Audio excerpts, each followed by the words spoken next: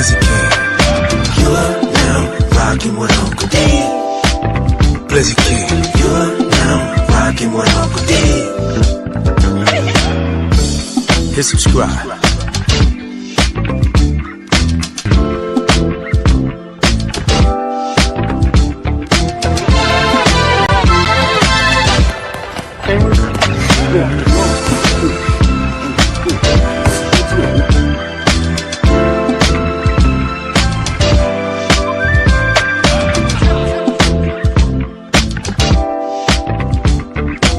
Subscribe to my guy, Uncle D. Tell him Big Bad sent you. Dennis Sterling. I'm an attorney here in Houston, Texas. An advocate for black men, largely because I am a black man. I'm a black father. I have black sons. Hey man, I do what I do.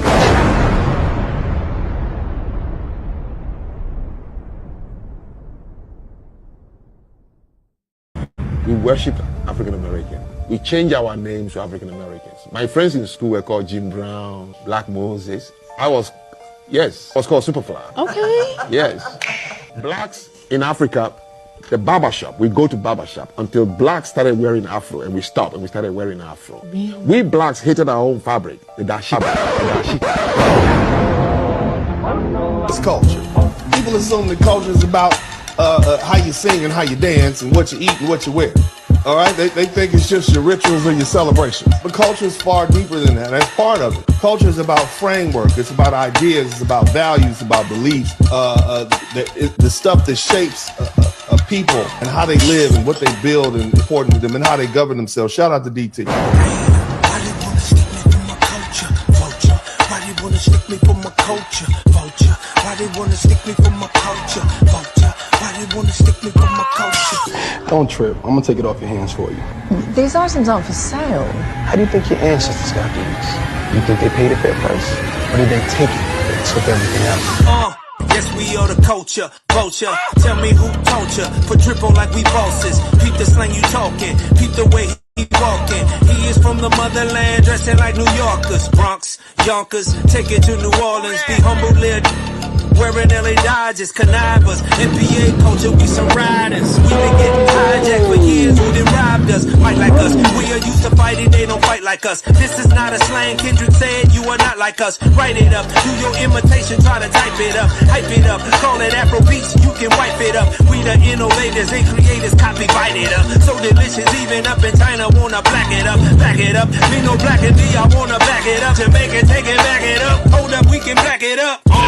Why they wanna stick me for my culture, vulture? Why they wanna stick me for my culture, vulture? Why they wanna stick me for my culture, vulture? Why they wanna stick me for my culture? I'm from the ghetto metals, you don't know our culture. And this ain't about $1 when we rap, we are broken. Niggas rapping gave us voices again. We created choices again, proof like who the horses again. Y'all done flip the voices again, courses again. Same ones who told us do the talking, nigga. Get around them ghost folks, turn them to the sophist again. Tissue paper, wipe my ass with you an imitator. Just because you melanated, be one of the biggest haters. Stickers for the paper, taking shortcuts, elevator. We've been on the stairway of success, wishing elevators. Separators, talking tribal talk, they all denigrators. We reloaded, okay, FBA delineated. US ain't got no culture.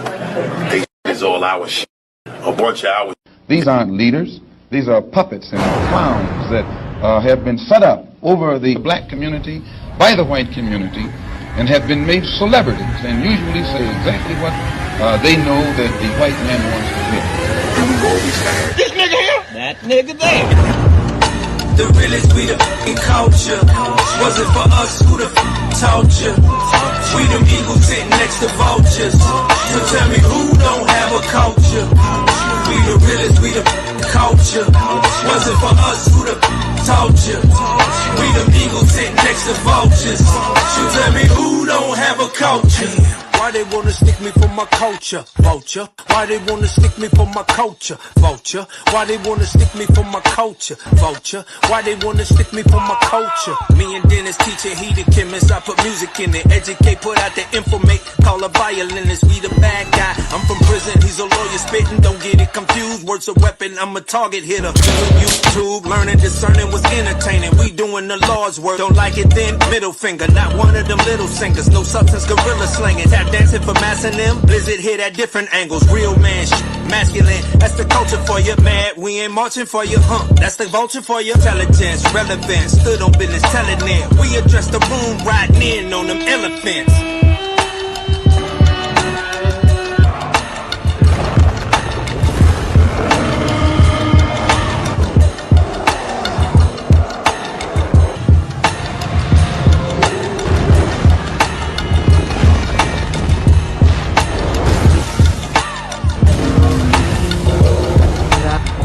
About American culture that is good comes from foundational Black Americans. The food, the dance, the slang, the sports, the entertainment. Come in with a culture that they can now establish a culture that they can now build businesses and industries and relate back to their homeland.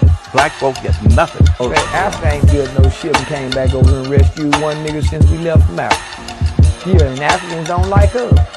The music genre was created by foundational Black Americans. We are the culture.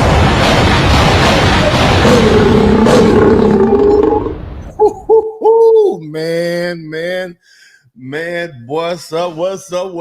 Shout out to everybody in the chat room, man. I told my man, Big Bass Life, I said, man, that's a masterpiece right there, man. You really did that.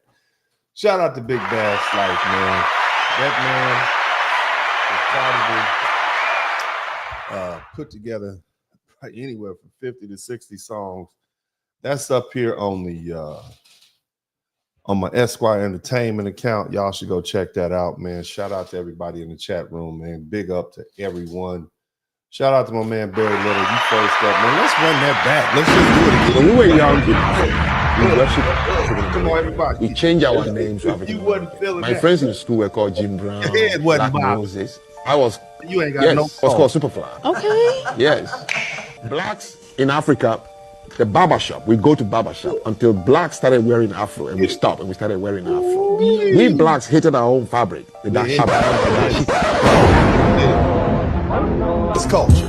People assume that culture is about how you sing and how you dance and what you eat and what you wear.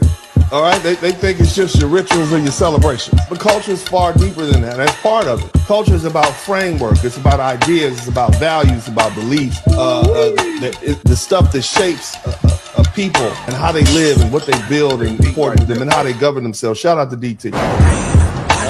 Big man. Why they wanna stick me for my culture? Vulture. Why they wanna stick me for my culture? I don't know how he come up with this, man. Don't trip. I'm gonna take it off your hands for you. Yeah. These items aren't for sale. I don't How do know you think how your he comes ancestors up got with through this. this? You think they paid a fair price? Or did they take it and took everything else? Yes, we are the culture, vulture. Tell me who told ya. For drip on like we bosses. Peep the slang you talking. Peep the way he walking. He is from the motherland, dressing like New Yorkers. Bronx, Yonkers, take it to New Orleans. Be humble, live. Wearing LA Dodgers, connivers, NPA culture, we some riders. We been getting hijacked for years, who done robbed us, fight like us. We are used to fighting, they don't fight like us. This is not a slang, Kendrick said, you are not like us. Write it up, do your imitation, try to type it up, hype it up, call it Afro beats, you can wipe it up. We the innovators, they creators, copy, write it up. So delicious, even up in China, wanna black it up, back it up. Me no black and D, I wanna back it up. Jamaican, take it, back it up, hold up, we can back it up. Why they wanna stick me for my culture, vulture? Why they wanna stick me for my culture, vulture? Why they wanna stick me for my culture, vulture? Why they wanna stick me for my culture? I'm from the ghetto metals, you don't know our culture. Boy, that boy went in on that, man. He went in on that, every aspect of that. Banging beat, lyrics on SmackDown, timely. Yeah, that's what hip hop is all about, man. Shout out to Big Bass Life, y'all, man. I think he has a channel or something somewhere. Y'all make sure y'all go check out his channel. What's up, everybody? I hope everybody's having a good night, man. Good day, good evening. We are here today. Big shout out to my members. Where my members at? Barry Little, shout out to you. And thank you for being the first person to contribute to the super chat. Shalik Williams. Who else we got up in here? We got golly, let's see. Where my members at? Mr. 43TX, all the wrench mobs. We got a lot of people in here, man. Y'all gonna have to go ahead and hit the like button early. We're not gonna play this game with me. Y'all gonna hit that like button. You gonna hit that like button, or you gonna get this? You gonna get me 15 years ago with the good hair. That's Uncle D with the good hair. See that? Oh, that's all you're gonna get. I ain't gonna be looking at y'all. Y'all looking at me. You don't hit the like button. If you don't like what you see, that's what you're gonna get. So go ahead and hit the like button right now. Praise Moses. Everybody type praise Moses in the chat room. Anyway, well, all the white people, all my poor whites. I need all my poor whites to come to the front. I need all my poor whites to come. I know you're there looking. I've seen you.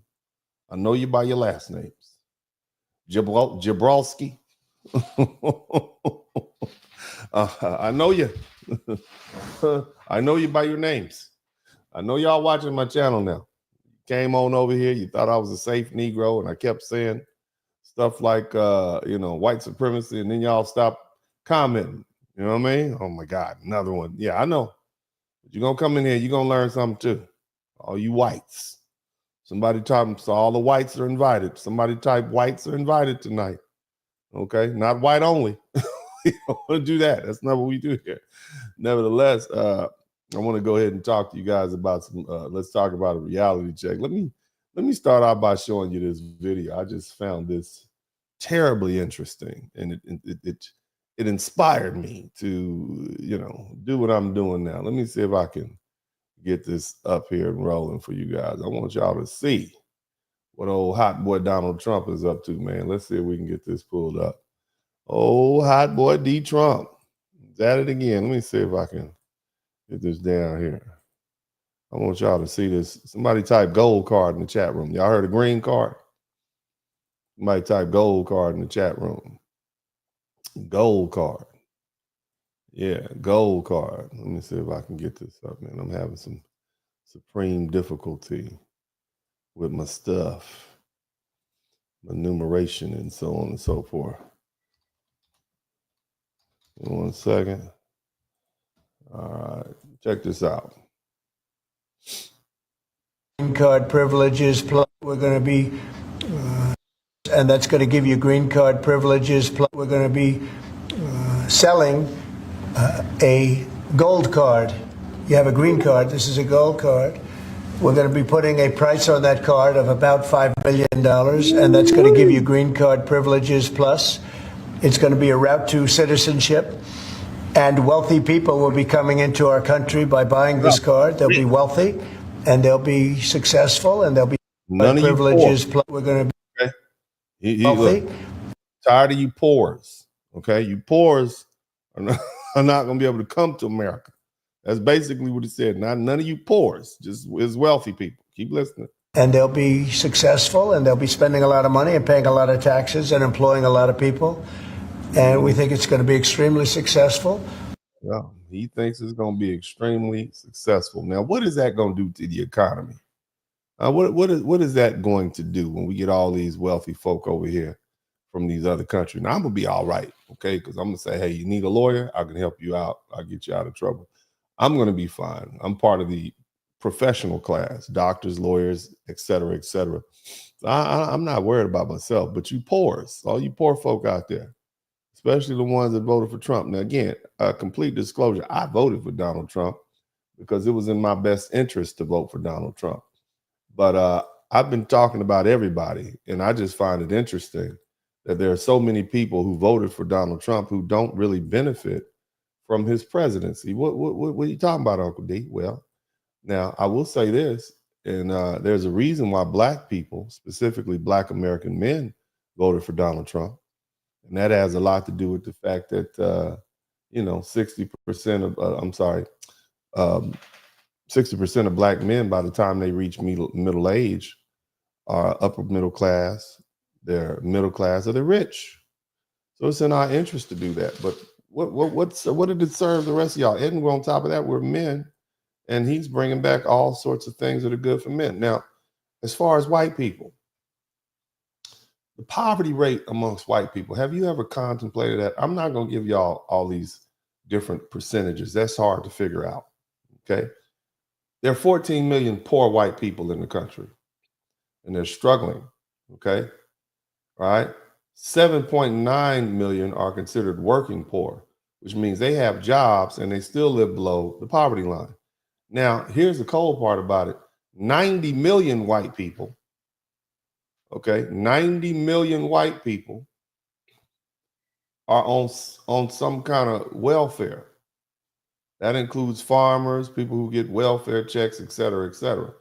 And they qualify for that welfare because they don't have a certain income level. So my question has been, what did the poor whites get out of it? Now, I asked all the white people to come to the front of the room. Where are my white people at? I want you to type safe space in the chat room. This is Uncle D. I'm safe. This is safe space. Okay. I'm not going to say mean things to you. I'm not one of those people. And again, I voted for Donald Trump because it's in my interest to vote for Donald Trump. You see, it's in my interest. But I want to talk to you a little bit about American history. Let's talk about President Lyndon B. Johnson. Okay. I mean, this man used to, he look. I'm going to tell y'all something. Here's a secret for the white people. If they don't like N-words, they probably don't like rednecks either. Okay? I'm just going to say that. If they don't like N-words, they probably don't like poor white trash either. I'm just going to say it. All right? If they don't like N-words, they probably don't like crackers either. I'm just going to say it. Okay?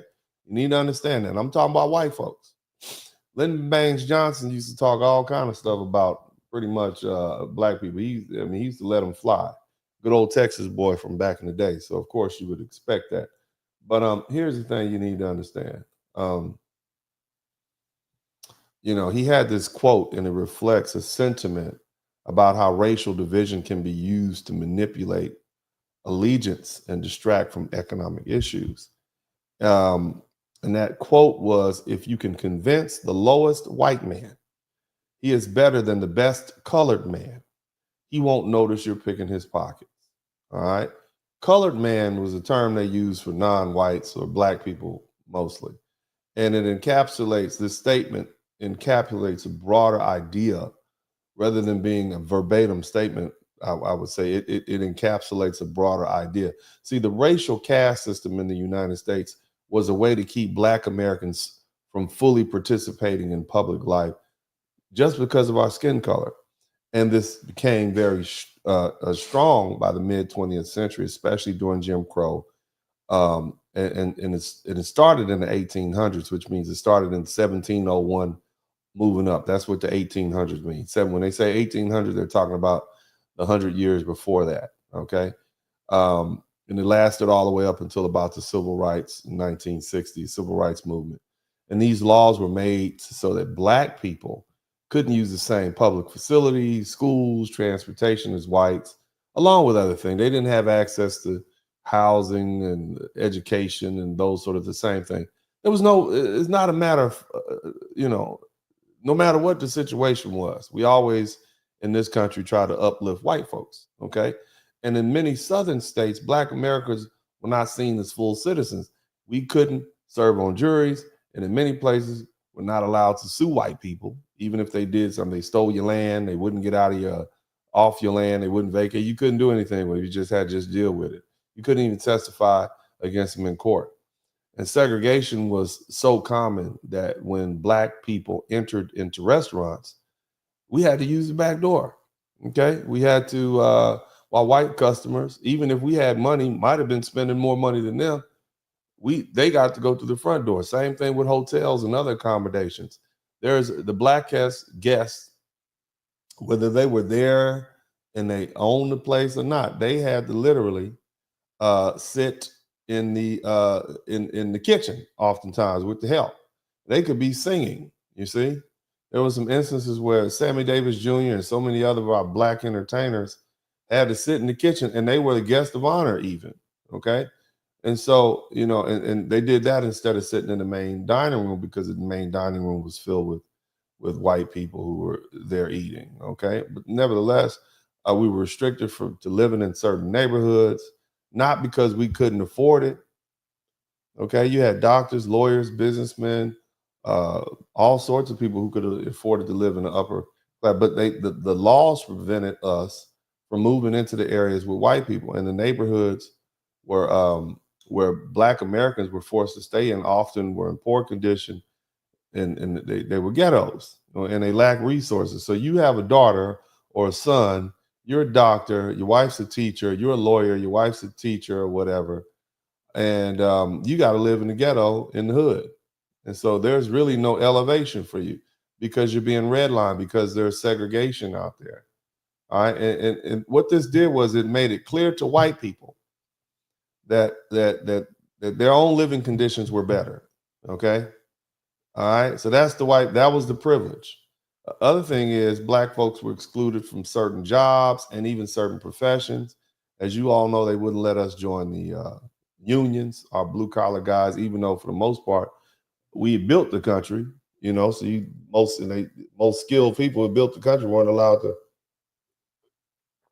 join the unions. And so that was a problem. Okay. Along with being excluded from jobs that we were qualified for, even more so oftentimes and could outperform our white counterparts, we were denied access to schools and universities. There was so many cases where a law student, a very good black law student, wouldn't be allowed to enter into the law school just because of the color of their skin. All right. And they could have been smarter, they could have been better, they could have been more adept, but they weren't allowed in. So this exclusion stifled the potential of black excellence, and it allowed mediocre whites, okay, to rise. Okay. And it reinforced the idea of white privilege. Oh, I'm in school, I'm a lawyer, I must be better than those black people. I'm better than them, I'm superior. No, you are mediocre, but because you're white, they let you in the law school and they just pushed you on through. Okay. And so think about that. All right. And many poor whites, many average whites, many poor, many people who perform on a very mediocre level, they cling to the belief that even though I'm poor, I'm still better than a black person. I'm still better than the richest or the most intelligent black person. And this racial system, it did more than just create unfairness. It also supported white privilege. For many poor whites, believing they were better than black Americans helped them cope with their own struggles. Okay. See, they might think, I might not have any money, but at least I'm better than that black person. Fill in the blank. And so this mindset, this gave them this false sense of superiority, and it hid their own economic problems. And the truth is that many white people were living in poverty both before and after the civil rights movement. The Great Depression in the 1930s, it left millions of Americans, including white people, struggling to survive. But this racial caste system allowed them some sense of advantage, even when they were poor, and it created racial division and a system to distract the people from the real economics issues. And that helped political leaders keep power, and it made lower income whites feel complacent in their poverty. You understand? And as we look back at this in history, it's important to see how these issues not only kept racial division alive, but it also left the lasting economic, these lasting economic inequalities that we still see today. Now, here's the thing.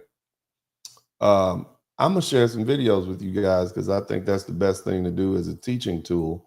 And if you guys at some point begin to learn something, I want you guys to feel free to contribute. If you don't learn anything, I get it. I didn't do my job. But if you do learn something, I certainly would appreciate it if you would contribute to the Super Chat, the Cash App, and the PayPal. Now, I am going to see if I can go ahead and ease this stuff on up in here. I'm having some difficulties with my stuff, but we'll get them on in there. Let's see. We'll just take them one at a time.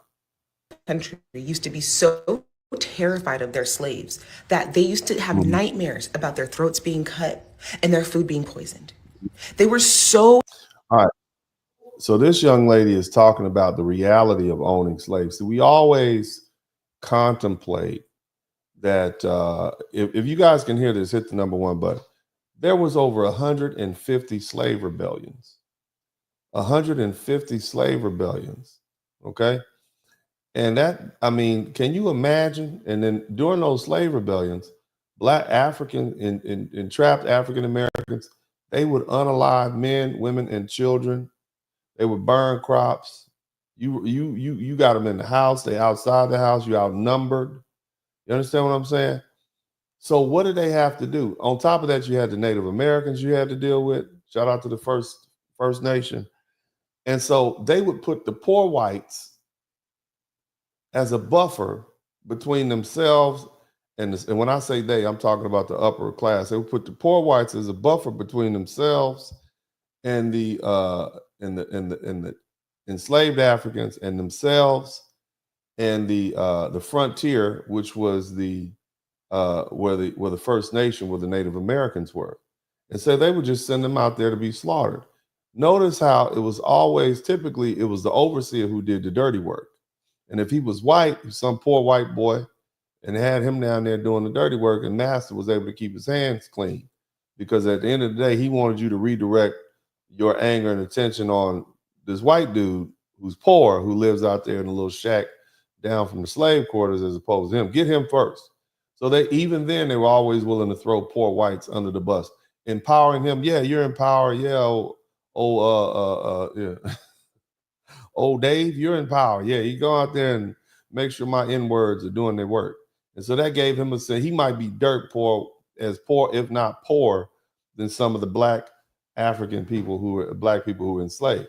Nevertheless, it made him feel good about himself. But this was the constant threat. They were terrified of their slaves because they had known in 1750s America, every white person knew some other white person who was killed by their slave or another slave.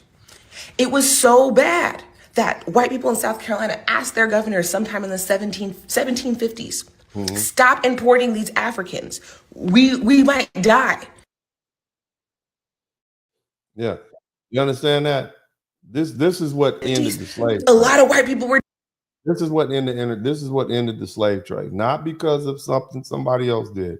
It's because the black people here were in constant uprisings.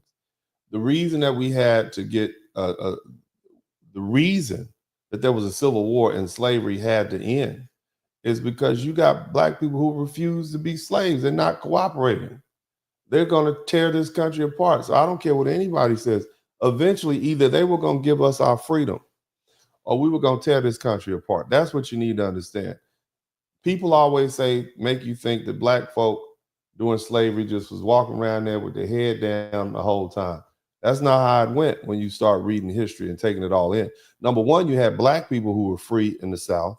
You had black people who were slave owners themselves. And of course, this is still primarily a white European or American institution. But the bottom line is we were in it, knee deep, waist deep, neck deep, okay?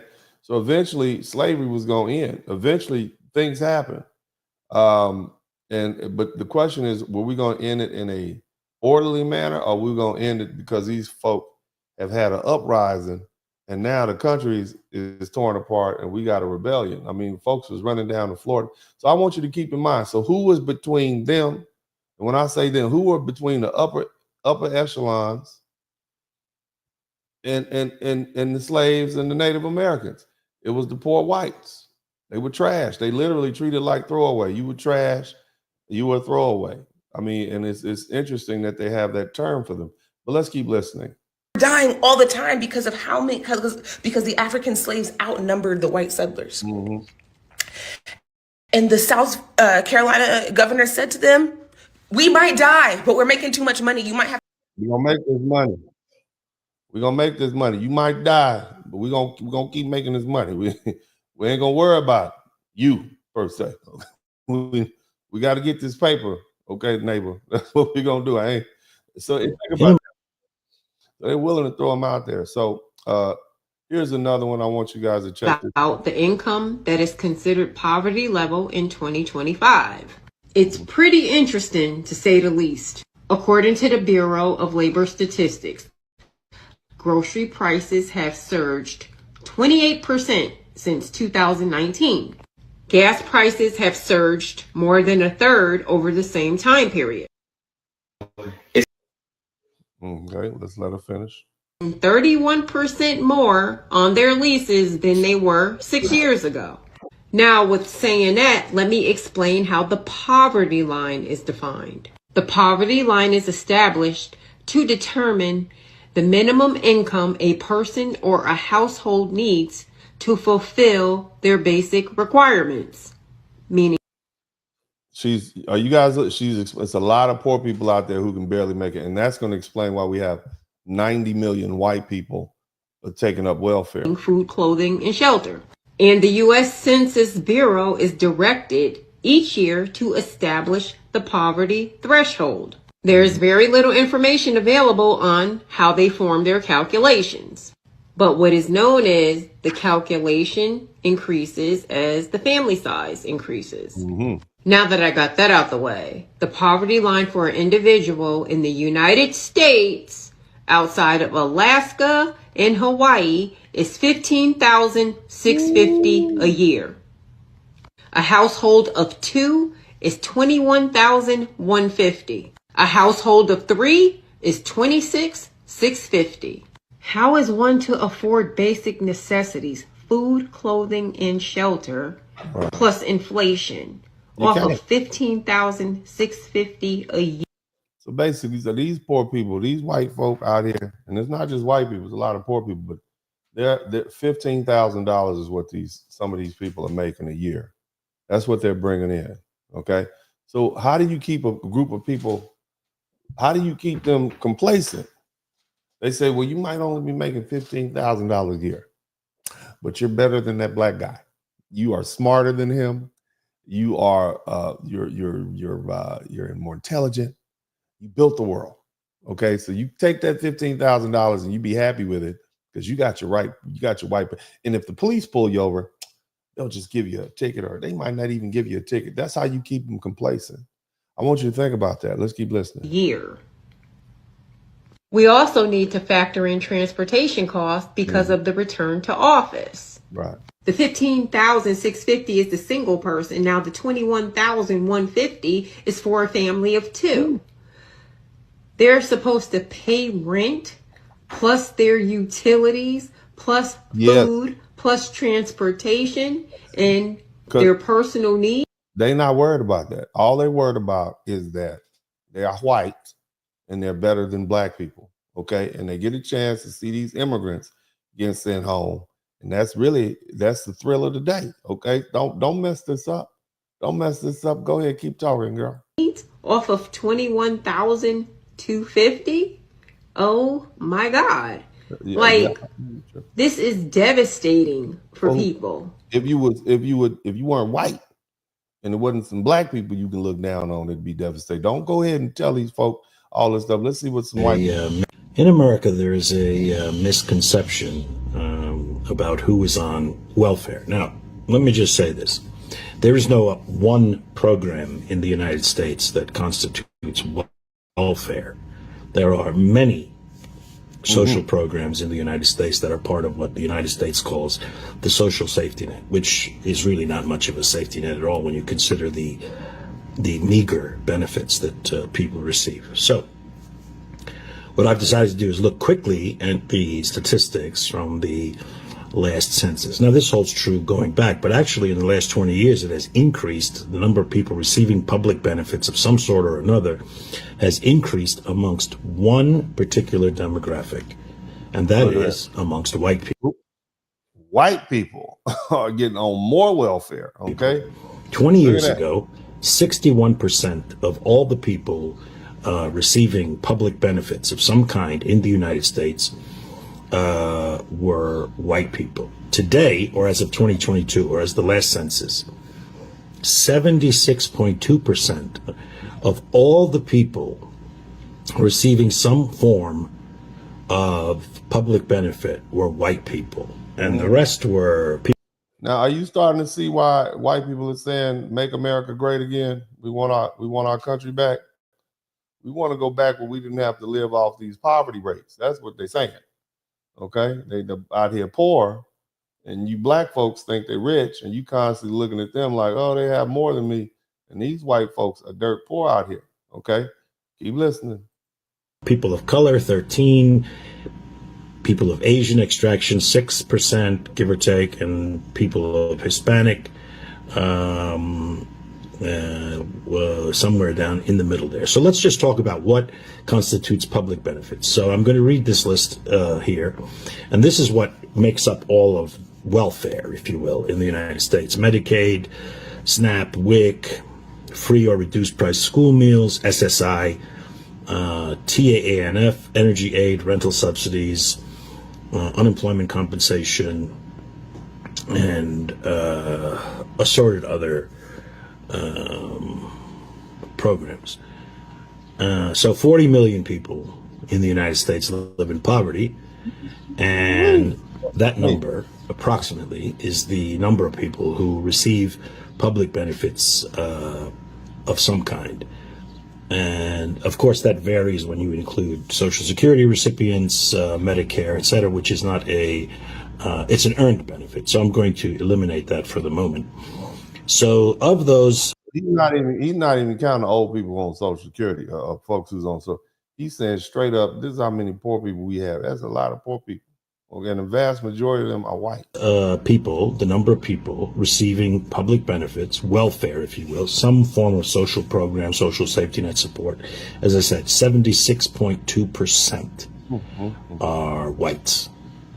So I think this is important to remember when people start talking out of their ass. Excuse the language. There's a misconception. Brother, excuse the language. He had to get it out. I let him get it out. But are you guys starting to get a picture here? So what I'm trying to do is establish first, why is it that these white folk are voted for Donald Trump? Makes no sense to me. Okay, it does not serve their financial interests, because you see what he did. One of the first things he did was cut the welfare and reduce the size of the government. Okay, how does that benefit?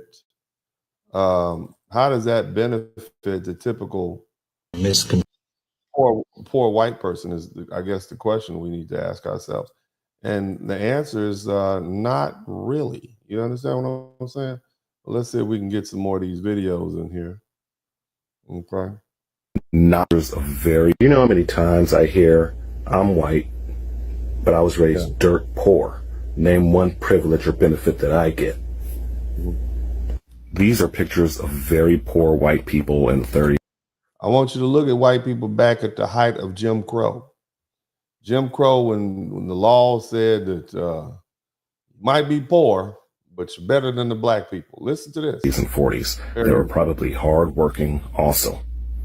The difference is that they were able to go into public spaces without being harassed. They were able to go to hotels, drink from fountains, get jobs in white spaces, not be lynched. These people, on the other hand, were just as poor. We all know that they were not given those same opportunities. One of the benefits that you... So this young man is explaining to us, you got these poor white people over here, and they are dirt poor. And you got these poor black people over here, and they're dirt poor. But then you have the rich, upper elite whites who say, well, be complacent in your position, because at least you're better than the brown people and the dark people over here. Otherwise, they would probably anybody with good sense would probably start looking at their own condition and say, hey, you know what? Where's the money going? Okay, where in the heck is the money going? Because what I see here is that I'm just in poverty, and you guys are over there living like fat cats. So that's something else you have to understand. Now let's go ahead and look at the next video. The Negro is not a part of my family. Now this fella here is a typical mindset of the typical white person way back then.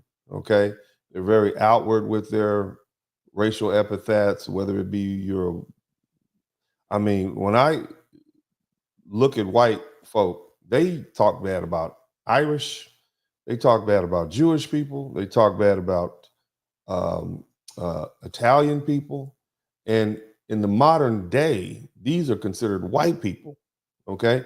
But nevertheless, there's always been this racial or social hierarchy in this country, okay? But the bottom line is, how do you keep these people complacent? Well, we're going to tell you you're better than these other folk over here, even though you're broke, even though you don't have money, even though you grew up dirt poor. Like the gentleman said, I hear stories all the time. White guys, white men and women say, I grew up dirt poor. I was one of 6 or 7 kids. My granddaddy came to this country dirt poor from Ireland or dirt poor from Italy. And it's just like, okay, so why would you vote? You know, and yeah, maybe you've done well for you, or even folks now. Look at the opioid crisis going on in the places like West Virginia and Tennessee and the Rust Belt. These folks are suffering. So why would these people vote for Donald Trump? Now, again, I voted for Donald Trump because it's in my interest to vote for Donald Trump. I wanted lower taxes. I wanted the borders closed. Pretty much everything that any middle class or upper middle class professional would want. But again, I did it because it's in my interest to do so. I don't understand why poor people who are on welfare, okay, poor people who have no opportunities would vote for Donald Trump. It makes no sense. And so that's what we're digging into. But listen to this. He's going to say some racial stuff, but this is our history and we need to deal with it and don't run from it. And then that way we can put things in context. Please keep it. As a result, I don't elect to have him sit and eat with me. Mm-hmm. As a result, I don't elect to have him belong to a club that I may belong to. Mm-hmm. I don't elect to. For Judge Obar, as for most Southern whites. Now, he is a judge. He is a whole, you standing in front of his courtroom. This is what he said. This is who he is. Go ahead. Shout out to Father of Many Nations. We only got 2 super chats. Shout out to the 2. It's cool. Appreciate you. Let's keep going. Out of the past has come a philosophy he calls the Southern way of life. The Negro and his place is at the heart of it. This is the way it has been. It's the history of the South. It's because we've been brought up like this. We have been taught like this. I want y'all to listen to this from the heart of it. The Negro is not a part of my family. As a result, I don't elect to have him sit and eat with me. All right. Now, I want you to understand something. At the same time, he talking about never is not my part of family.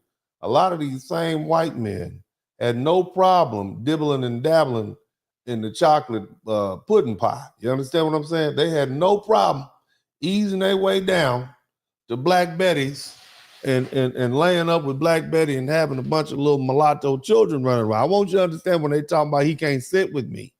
You can do something else with them women, can't you?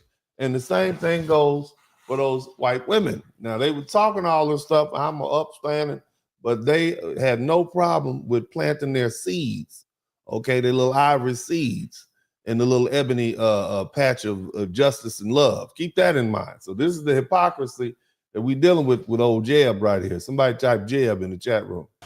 As a result, I don't elect to have him belong to a club that I may belong to. Mm-hmm. But you be I don't elect to. For Judge Obar, as for most Southern whites, out of the past has come a philosophy he calls the Southern way of life. The Negro and his place is at the heart of it. This is the way it has been. It's the history of the South. It's because we've been brought up like this. We have been taught like this. And we teach our children like this. And they'll teach their children like that. Your children out here running after NBA players, sir. I just want you to know that.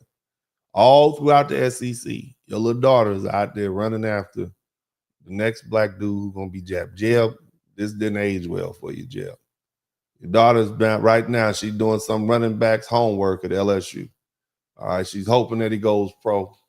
All right, he getting some good looks from Seattle. You understand what I'm talking about? She trying to get out to Louisiana and Mississippi now. I'm just telling you, Jeb, this didn't age well. Your daughter's out there cutting up. Okay, they got tattoos, they twerking, they taking back shots. Jeb, it didn't work well. Look, I know you trying. I know you tried. There's a bunch of little biracial children running around here with your last name. I just want you to know that. Keep going. I think it is a matter that has been history all down through the years and will remain history. It's going to be history. No, well, I guess it's just plain born in us, instilled in us.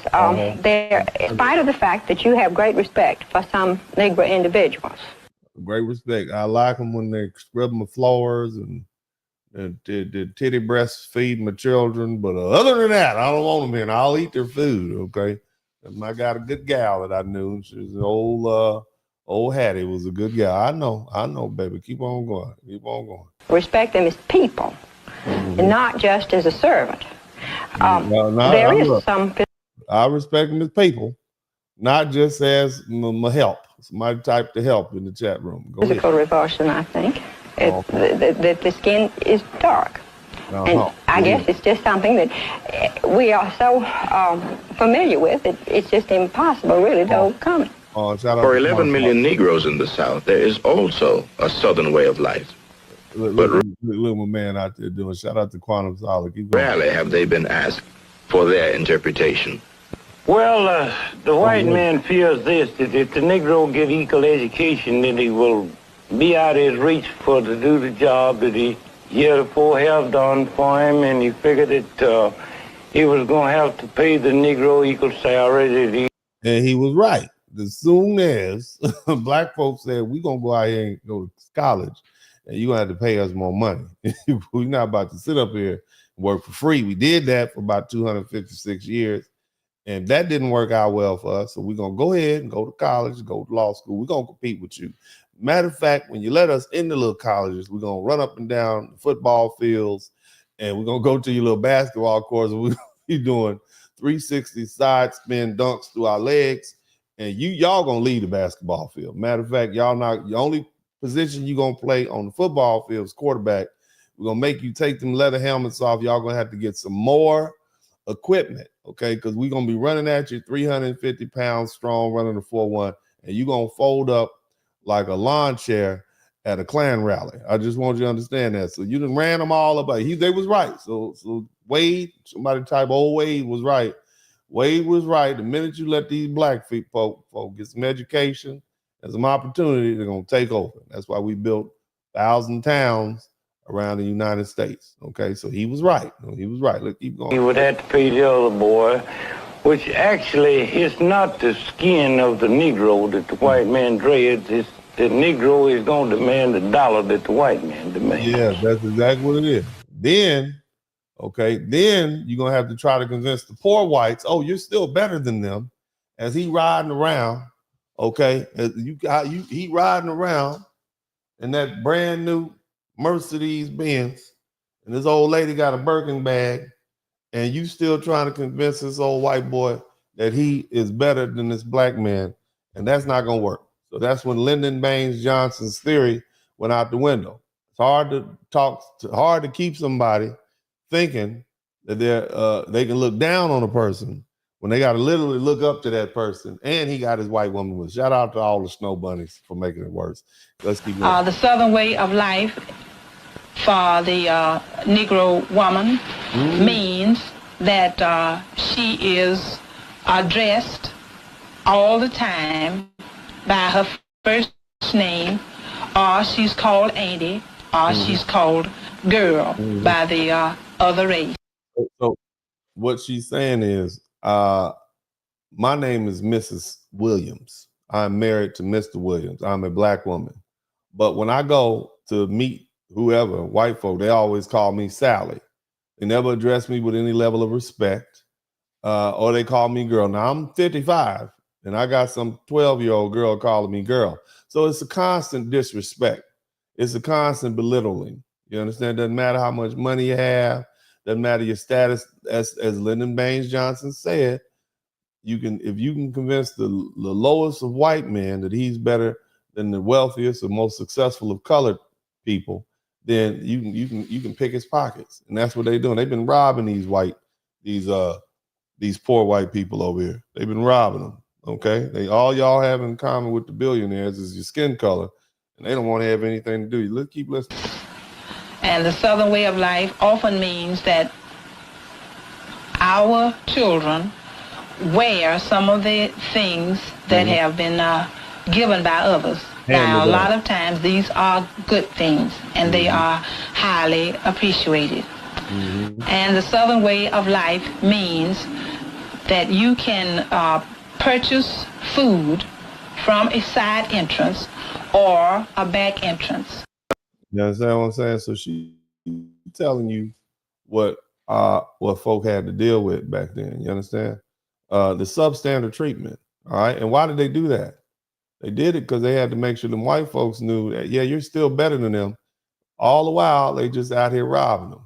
Okay. Just keep that in mind. Now, let's go ahead and go to the next one. Y'all hit the number 1 button. A lot of white shoplifters because they don't have black and brown patrons to follow around the store anymore. Let that sink. Yeah, in the Target, you hear what's going on? The Target. Okay, Target, y'all boycotting Target. Is that what's going on? Y'all boycott. I heard word on the street is that all you black people are boycotting Target because they got rid of DEI. And now Target is forced to, they got to put somebody in jail. They got to arrest. I mean, you know, loss prevention has got to do their jobs. What are they doing now? They looking for what we're gonna find these white people. White people are stealing out of Target. It's so much so. It's look at them. It's skyrocketing. Before I forget, Target has been seen arresting a lot of white shoplifters because they don't have black and brown. They are out there stealing. These white folk are out here stealing out of Target. Can you believe that they are out here stealing out of Target? Look at them. Look at them. Brown patrons to They got their little hats on and everything. follow around the store anymore. Let that sink in. White shoplifters. I'm telling you, I mean, this what is the world coming to? What is the world coming to? Let's keep on listening. I mean, you know, anytime white folks out here stealing out of Target, there's a has lot. been. Let me get that up out of here. White folks are stealing out of Target. So it lets you know also where, you know, the reality of the world that we're dealing with. All right, let's keep listening. Friend just had relations with a man who does a plantation voice with her. They have role played, and this man. So. And she texted me this morning that she misses him. The same girl who shat on me for liking a man on food stamps. Now she said shat.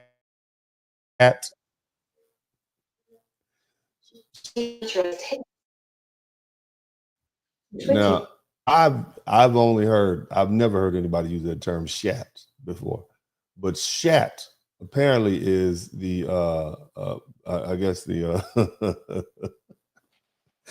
the post tense word for poop with an S, an H, and you know, a certain well-known vowel and T. Okay, shat. Can someone type shat in the chat room? So that's what that means. So let's keep listening to what she's saying. Is black and likes a man who used a plantation slave voice because she thinks he's funny. Let's talk about self-love, girlie. No, let's talk about the mind warp that white supremacy, racism, and all that sort of stuff has done to black people. We talk about that all the time. There's absolutely no way that anybody with any good sense, okay, would sit up there and say, yeah, let's go back to play slave play. That's weird.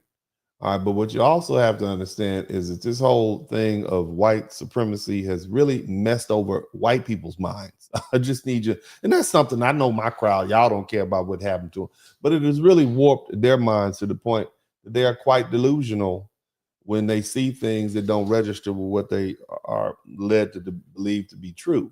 Okay, they can see it happening in front of their eyes, but because, you know, they're told that it's not true, it can't be true, then they assume what? Somebody must be cheating, he must be a dope dealer, how can he have a first-class flight? And then that's when they start asking all them questions and so on and so forth. That's why white folks are so nosy. How can you afford to be here? How can you afford to have that car? All that sort of stuff that they get to doing, because the delusion hits them square in the mouth. So we don't ever talk about that. We saw Jeb already. Let's get up out of here. I'm going to show you guys some. I'm having a little technical difficulty. That's why it's hard to load up these videos, but we're going to get them done. Keep listening. Lord Jesus. Let me see. Get that one out of here too. So give me 1 second, but I'm going to get this one out of here. Get this one out of here. Let me see. I'm going to do it as we speak. Y'all hit the number 1 button if you hear me clearly. You know. All right. I got another couple up in here, and then it's gonna be a like night to night. Target has been seen arresting a lot of white shoplifters.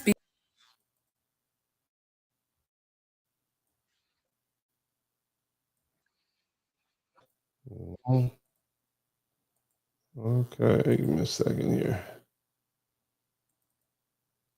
Just cleaning things up. Target has been seen.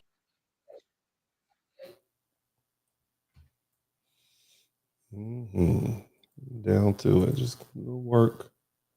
All right, let's see if this is it.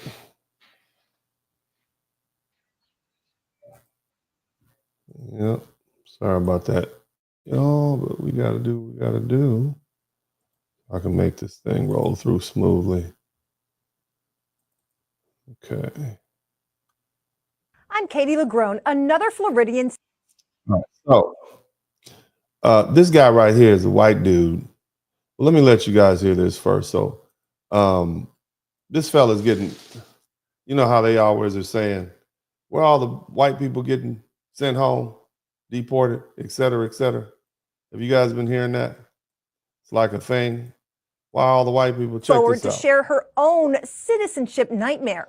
This after we were first to share how a Florida man who spent his entire life living and working in America recently discovered he's not a U.S. citizen when Social Security denied him benefits. You gotta go there.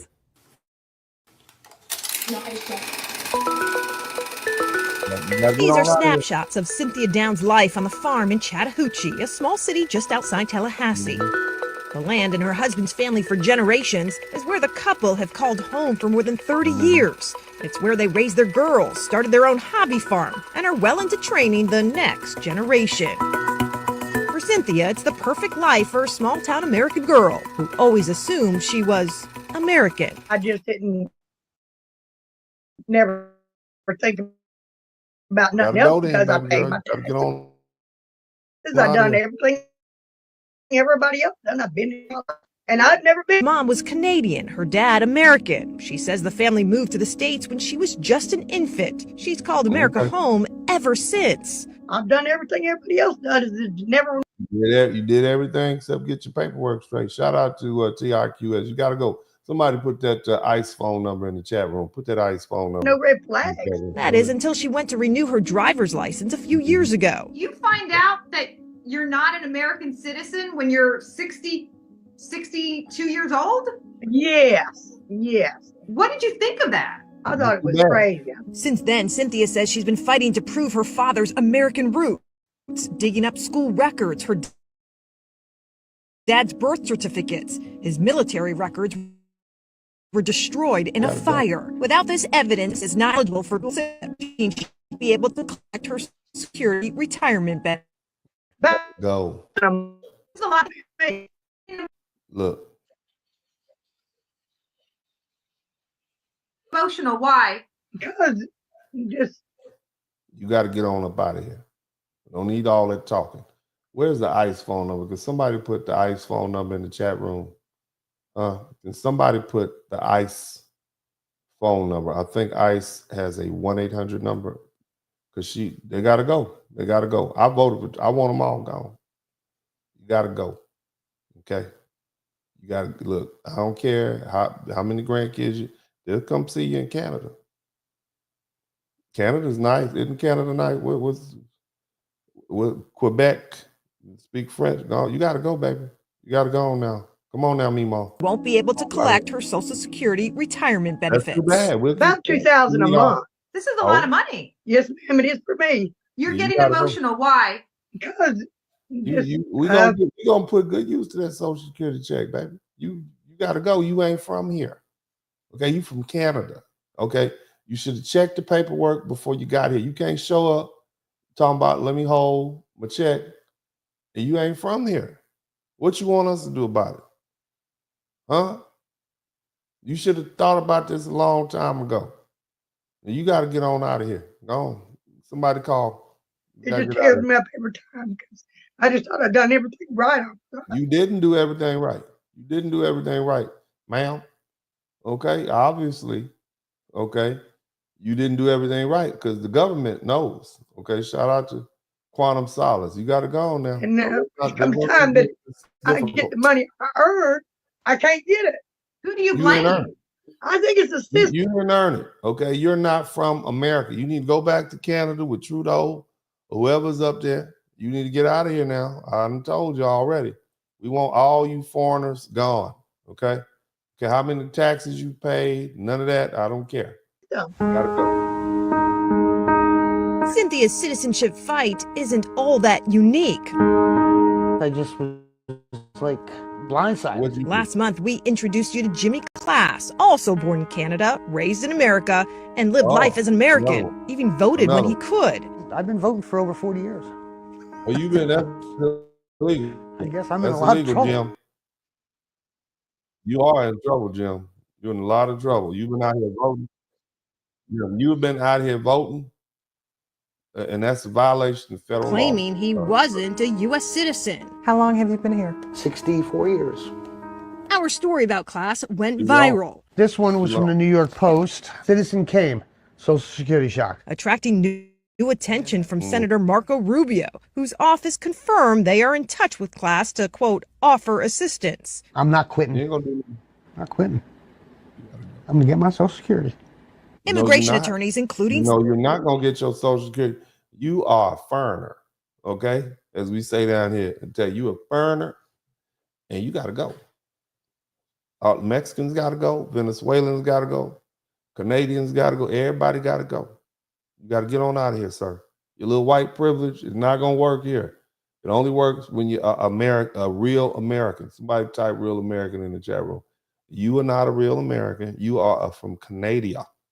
Is that what it's called? Canada? You are from Canada, okay? You need to go on back up there and get your little free medical. Get on out of here. Don't waste our time. We got money to make. Cynthia's tell us what's happening to her and Jimmy Class is a result of America's complex, confusing, and constantly changing immigration system. No, it's a reflection of... Don't blame America. Don't blame blame your mama. Okay? Shout out to Jamal Smith. Blame your mama. Your mama knew where you was born when you came down here. Okay? You thought you was going to I'm just wipe my way through this. No, you're not. No, you're not. You're going to be right on that ice plane with those Venezuelans. We'll just stop in Toronto, drop you off before they head on down to Caracas. You got to go to. All you foreigners got to go. That's what we said, right? All you foreigners. Somebody type foreigner in the chat room. Foreigner. That's how they spell, that's how they pronounce it in a little trailer park type town north of Houston called Conroe. Foreigner. You're a foreigner, and all these foreigners got to go. Okay? That's what I'm saying. Don't blame America. Don't you dare turn into a flag burner after years of benefiting from our freedom.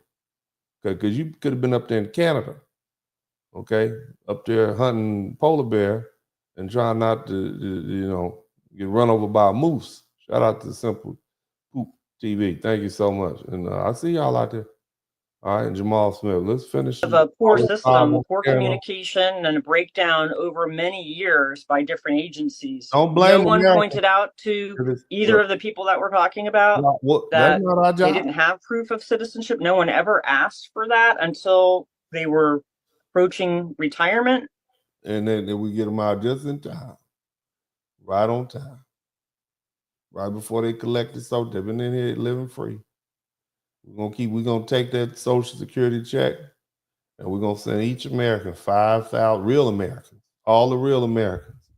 We'll send all the real Americans $5,000 according to with Elon Musk's name on it. Okay, that's what we're gonna do. That's a big problem.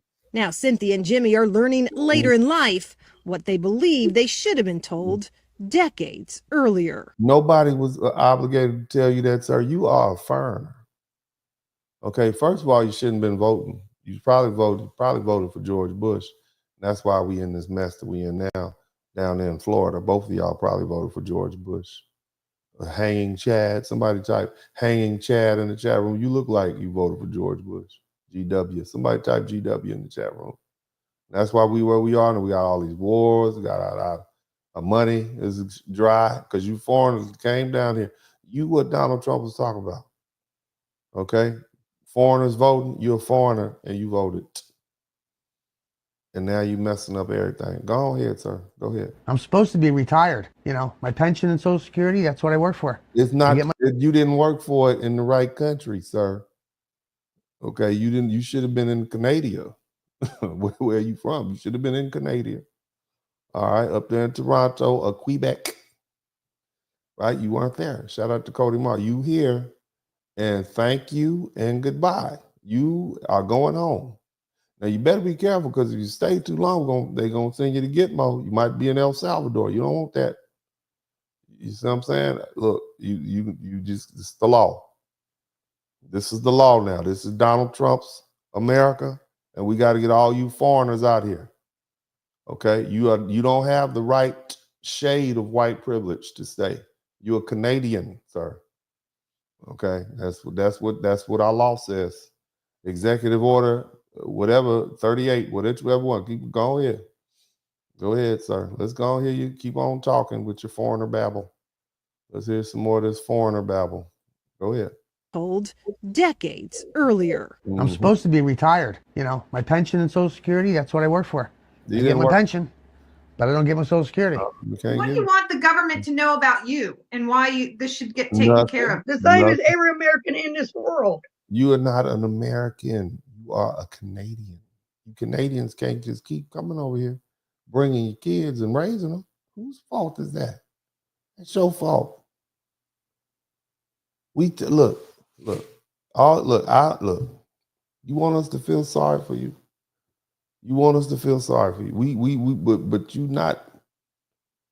But you didn't follow the law. Just follow the law. Don't break the law. Okay? Don't break the law.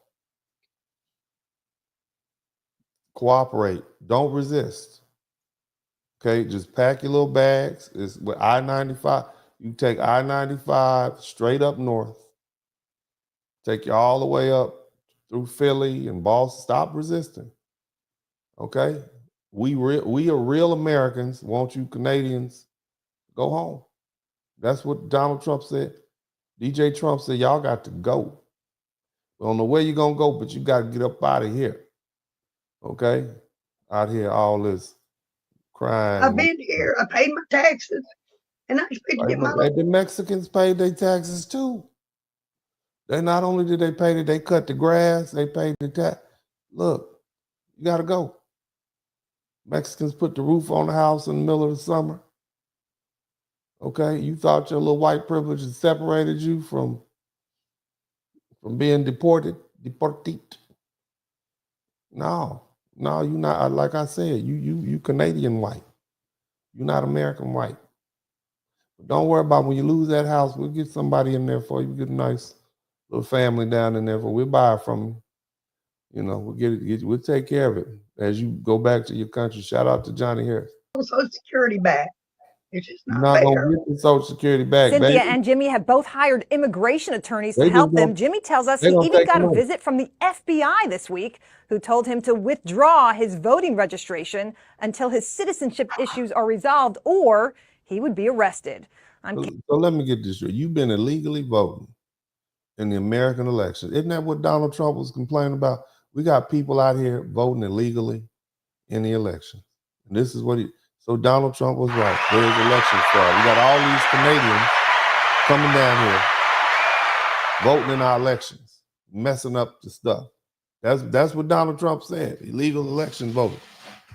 Boy, Donald Trump is right again. I voted for him.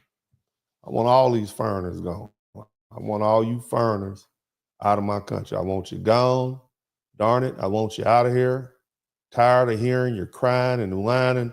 Go make Canada great again. That's what you do. Go up there, make Canada great. Okay? Stop hanging out down here. It's over. All right? We're going to make America great again. We need y'all out of here. We need y'all get on, ease on, do whatever you got to do. Not our problem. Go talk to whatever governor you need to talk. Get on now. Get on. All right? Don't make it difficult for everybody. Okay? Keep on listening to what we Before I got. forget, Target has been seen. This lady keep showing up. You got to go now. How many times you gonna show up now? Golly. Let's see if we can get her out of here. Okay. Let's see. Try another one. Mm-hmm.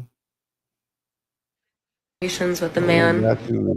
We got that one already. I'm having some issues getting my videos up. That's all right though. Gonna get them done. Mm-hmm. I hear. Yeah, that's what you do with. That's what you deal with. Start on this end. All right. Some 20 million citizens of the United States stand at risk of being deported or having their citizenship revoked. The crime, a flaw, often a typo, often unknown to them, that occurred when their papers for naturalization were being processed. Revoking citizenship is not exactly new. It was used quite a lot in the US at the start of the 1900s, but the process is said to be on the increase, with a new office in LA dedicated to investigating denaturalization, targeting thousands. Well, to tell us more, we're joined on set by Professor Amanda Frost from American University's Washington College of Law. Professor Frost, tell me about this increase. In America. We talked to that guy. We saw that guy already. We're gonna get the rest of them up in here. Yeah, we're gonna get them all in here. Got to talk to all of them. There's jail in there. Looks like I got some repeats on my videos, man. Man, that's crazy. Are you guys let's see here. No Kings, No Tyrant rally. People holding signs saying things like, nobody voted for this. It's one of many protests happening all across the country this President's Day, including protests right here in South Florida as well. That's what we Local 10's Glenna Milberg is live in Miami tonight with more on what those ralliers had to tell her. Glenna. That's what we voted for. Christy, both on Biscayne Boulevard, really almost right across the street from one another, with not much in common. These were separate things, but one thing very much in common: both opposed to everything President Trump has done in his first month. This is what democracy looks like. This is what democracy looks like. No, it's not. No, it's not. Democracy looks like ICE running up on all y'all. Okay, with them little plastic bands rounding everybody up. That's what ICE looks. That's what democracy looks like, sir. Okay, we real Americans. We want all y'all gone. That's what you need to come to terms with. It's time to go. Time to get on up out of here. But I'm laughing, but I'm not laughing. But see, there are people out there who like this. Okay, see this is what democracy looks people like. struggle. Democracy is also a free election, like the one that put President Trump in office, the man they now here call a dictator. He said he was going to deport every immigrant in this country. And your name is Sylvia Munoz. And you, as far as we real Americans are concerned, you an immigrant. Okay, that's what he said. He told you what he was going to do, and you was going to sit back and take pleasure in him deporting all the Haitianos and the Venezuelanos. And now he's deporting you, okay? And you like, hold on a minute. I don't take pleasure in that, okay? Again, this is that satisfaction that comes from I'm better than them. I get to stay here. They got to go. All right, this is that extension of white privilege. Let's keep listening. And he's doing it. So they were naive, unfortunately. That's Sylvia Munoz, who talks about friends, especially from places like Venezuela, who voted for Trump to now see him end their loved ones' protected status in the United States. The president revoked temporary protected status for more than 600,000 Venezuelans earlier this month. We are for the people of Venezuela. We're for the Venezuelan Americans. Apparently in a business deal with its leader, Nicolas Maduro. They will be returning to what so many here know as real dictatorship. The similarities between Fidel and Trump right now are so clear. No, you ain't gonna be sitting up here talking about my president. Okay, you voted for him 2 months ago. Now you call him Fidel. It was all good when it was all good a week ago when he was sending home them darks. When he's sending the darks home, it's cool. And have a problem with that. Now he's sending you home. I told y'all, you don't have the right type of privilege for this. You ain't, this ain't not you, whether you're Canadian. Target has been seen arresting. This lady just keep popping up. You're not the right type of privilege, ma'am. Okay? If the glove doesn't fit, and so you got to get. There's a famous quote from a famous black lawyer. If your paperwork ain't legit, you got to get. That's what we're with. Bars. Okay? Bars. Serious bars. Damn. Let's see what else we got over here. That's a plantation voice. Oh Lord, I can't get rid of her. She like, let's get you up out of here permanently. All right, we're gonna get them out of here. Let's start in the middle. Let's start. Yeah, we're just going back to back at this point. Yeah. It's all good. I'm almost finished, and I'm gonna go ahead and get to the nitty gritty in a minute. Just one more I wanted to check out. You guys. Tyrant rally. People holding signs saying things. You get your signs.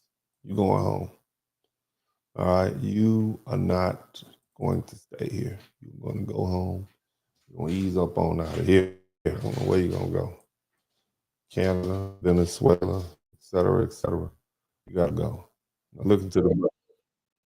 This is how I feel right here. On behalf of the brothers. I'm sorry, but go ahead. Clear. You do not have to be a fan of President Trump in order to acknowledge and respect the fact that America is moving forward in the right direction. You should want America to win regardless of who's in office. Here's a quick summary of some of the biggest wins so far. The border crisis was one of the largest issues in this past election, and within his first month alone, we've seen a 93% decrease in the number of daily border encounters. On top of that, we've seen the number of ICE arrests for criminals almost double. Buddy, they gotta go, buddy. I know they gotta get themselves up out of pack. Buddy said, get your stuff and go, buddy. You got your papers, buddy. I don't want them to send you back to Catville. It's hard out there in Catville. Okay, get on out of here, buddy. Buddy had something to say. And to top both of those off, we've seen over 37,000 deportations of some of the worst criminals who've entered our country illegally. Not to mention, President Trump has also gotten Canada and Mexico to deploy tens of thousands of troops to their own borders.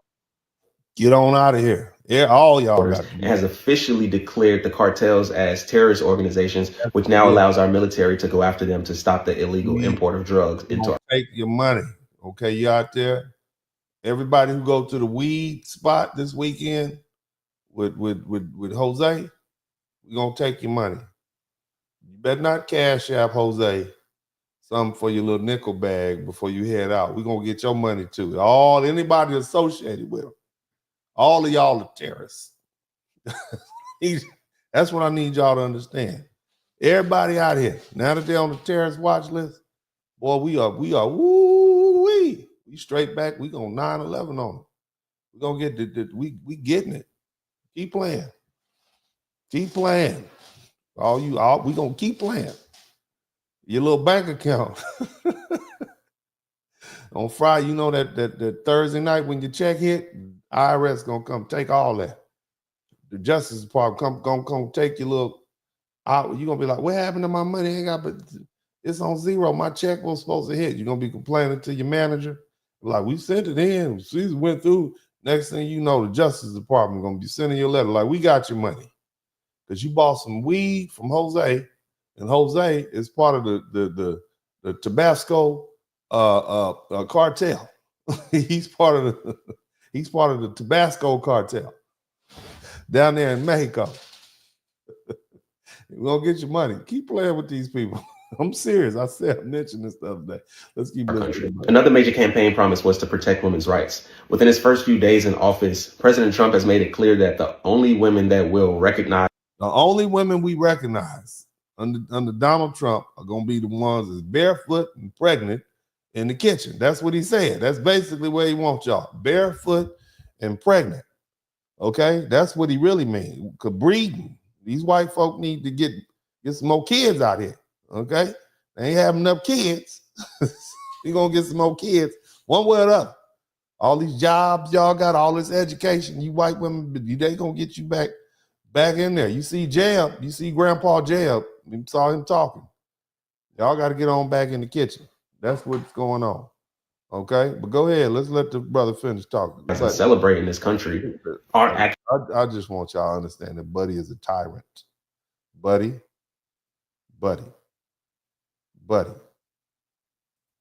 Get away from that window, buddy. Don't nobody want to see you, buddy.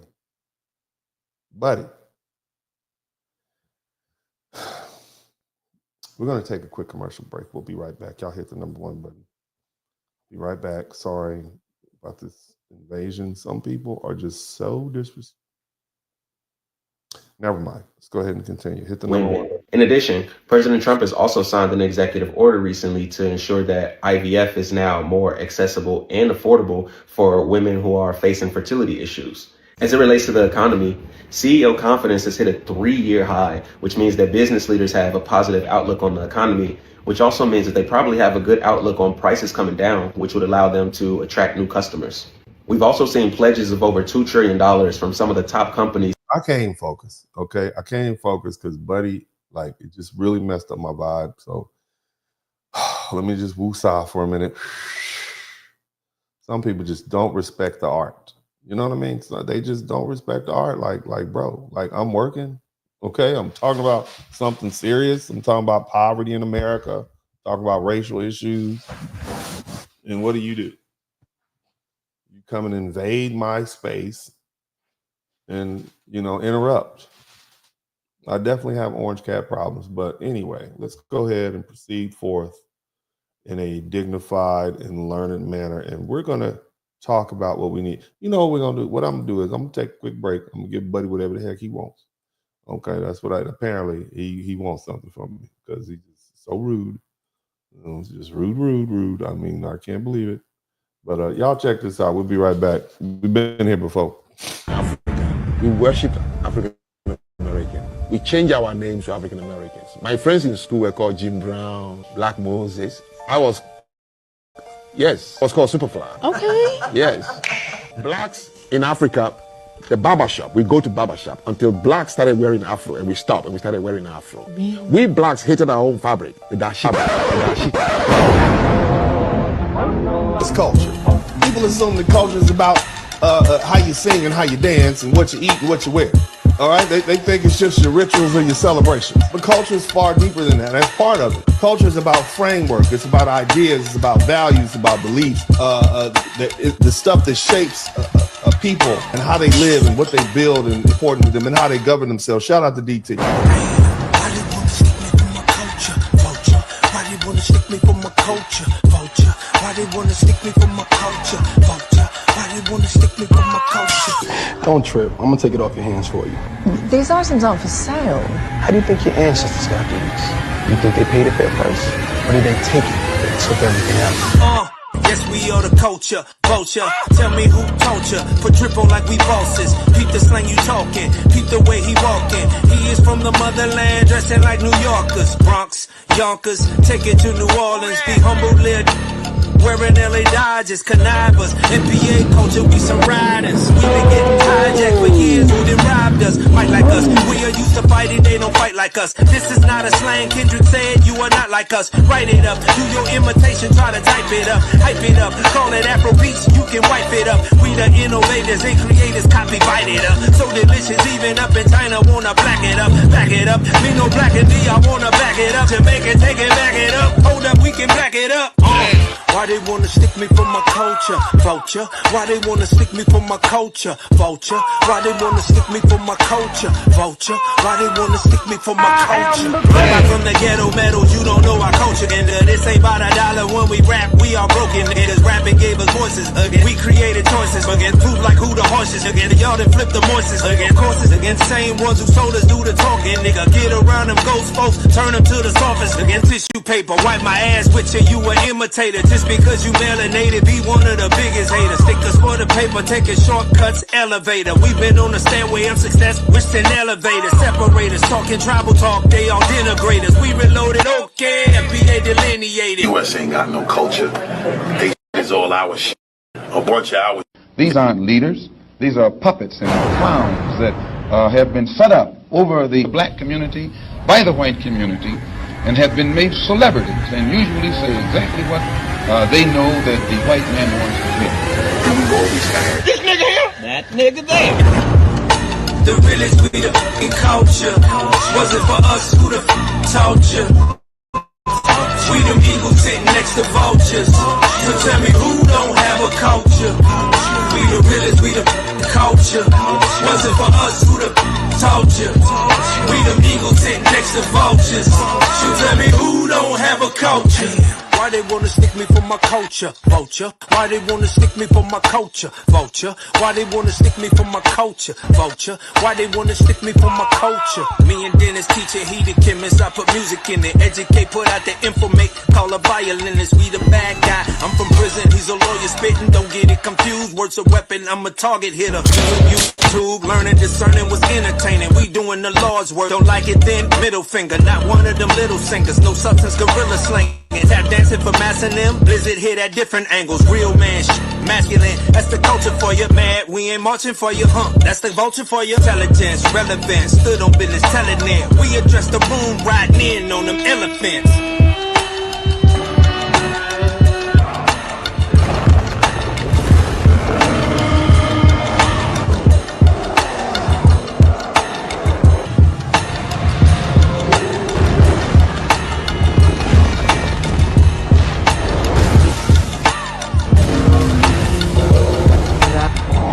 American culture that is good comes from foundational black Americans. The food, the dance, the slang, the sports, the entertainment. Come in with a culture that they can now establish a culture that they can now build businesses and industries and relate back to their homeland.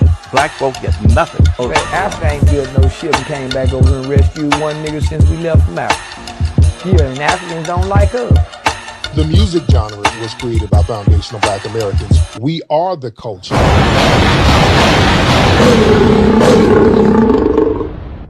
Alrighty. Welcome back. We had a little brief interlude. I had to deal with an orange cat attack. Shout out to all the orange cat fans. Everybody type Buddy in the chat room. Buddy is my orange cat that apparently likes to be seen by lots of people. I don't know what it is.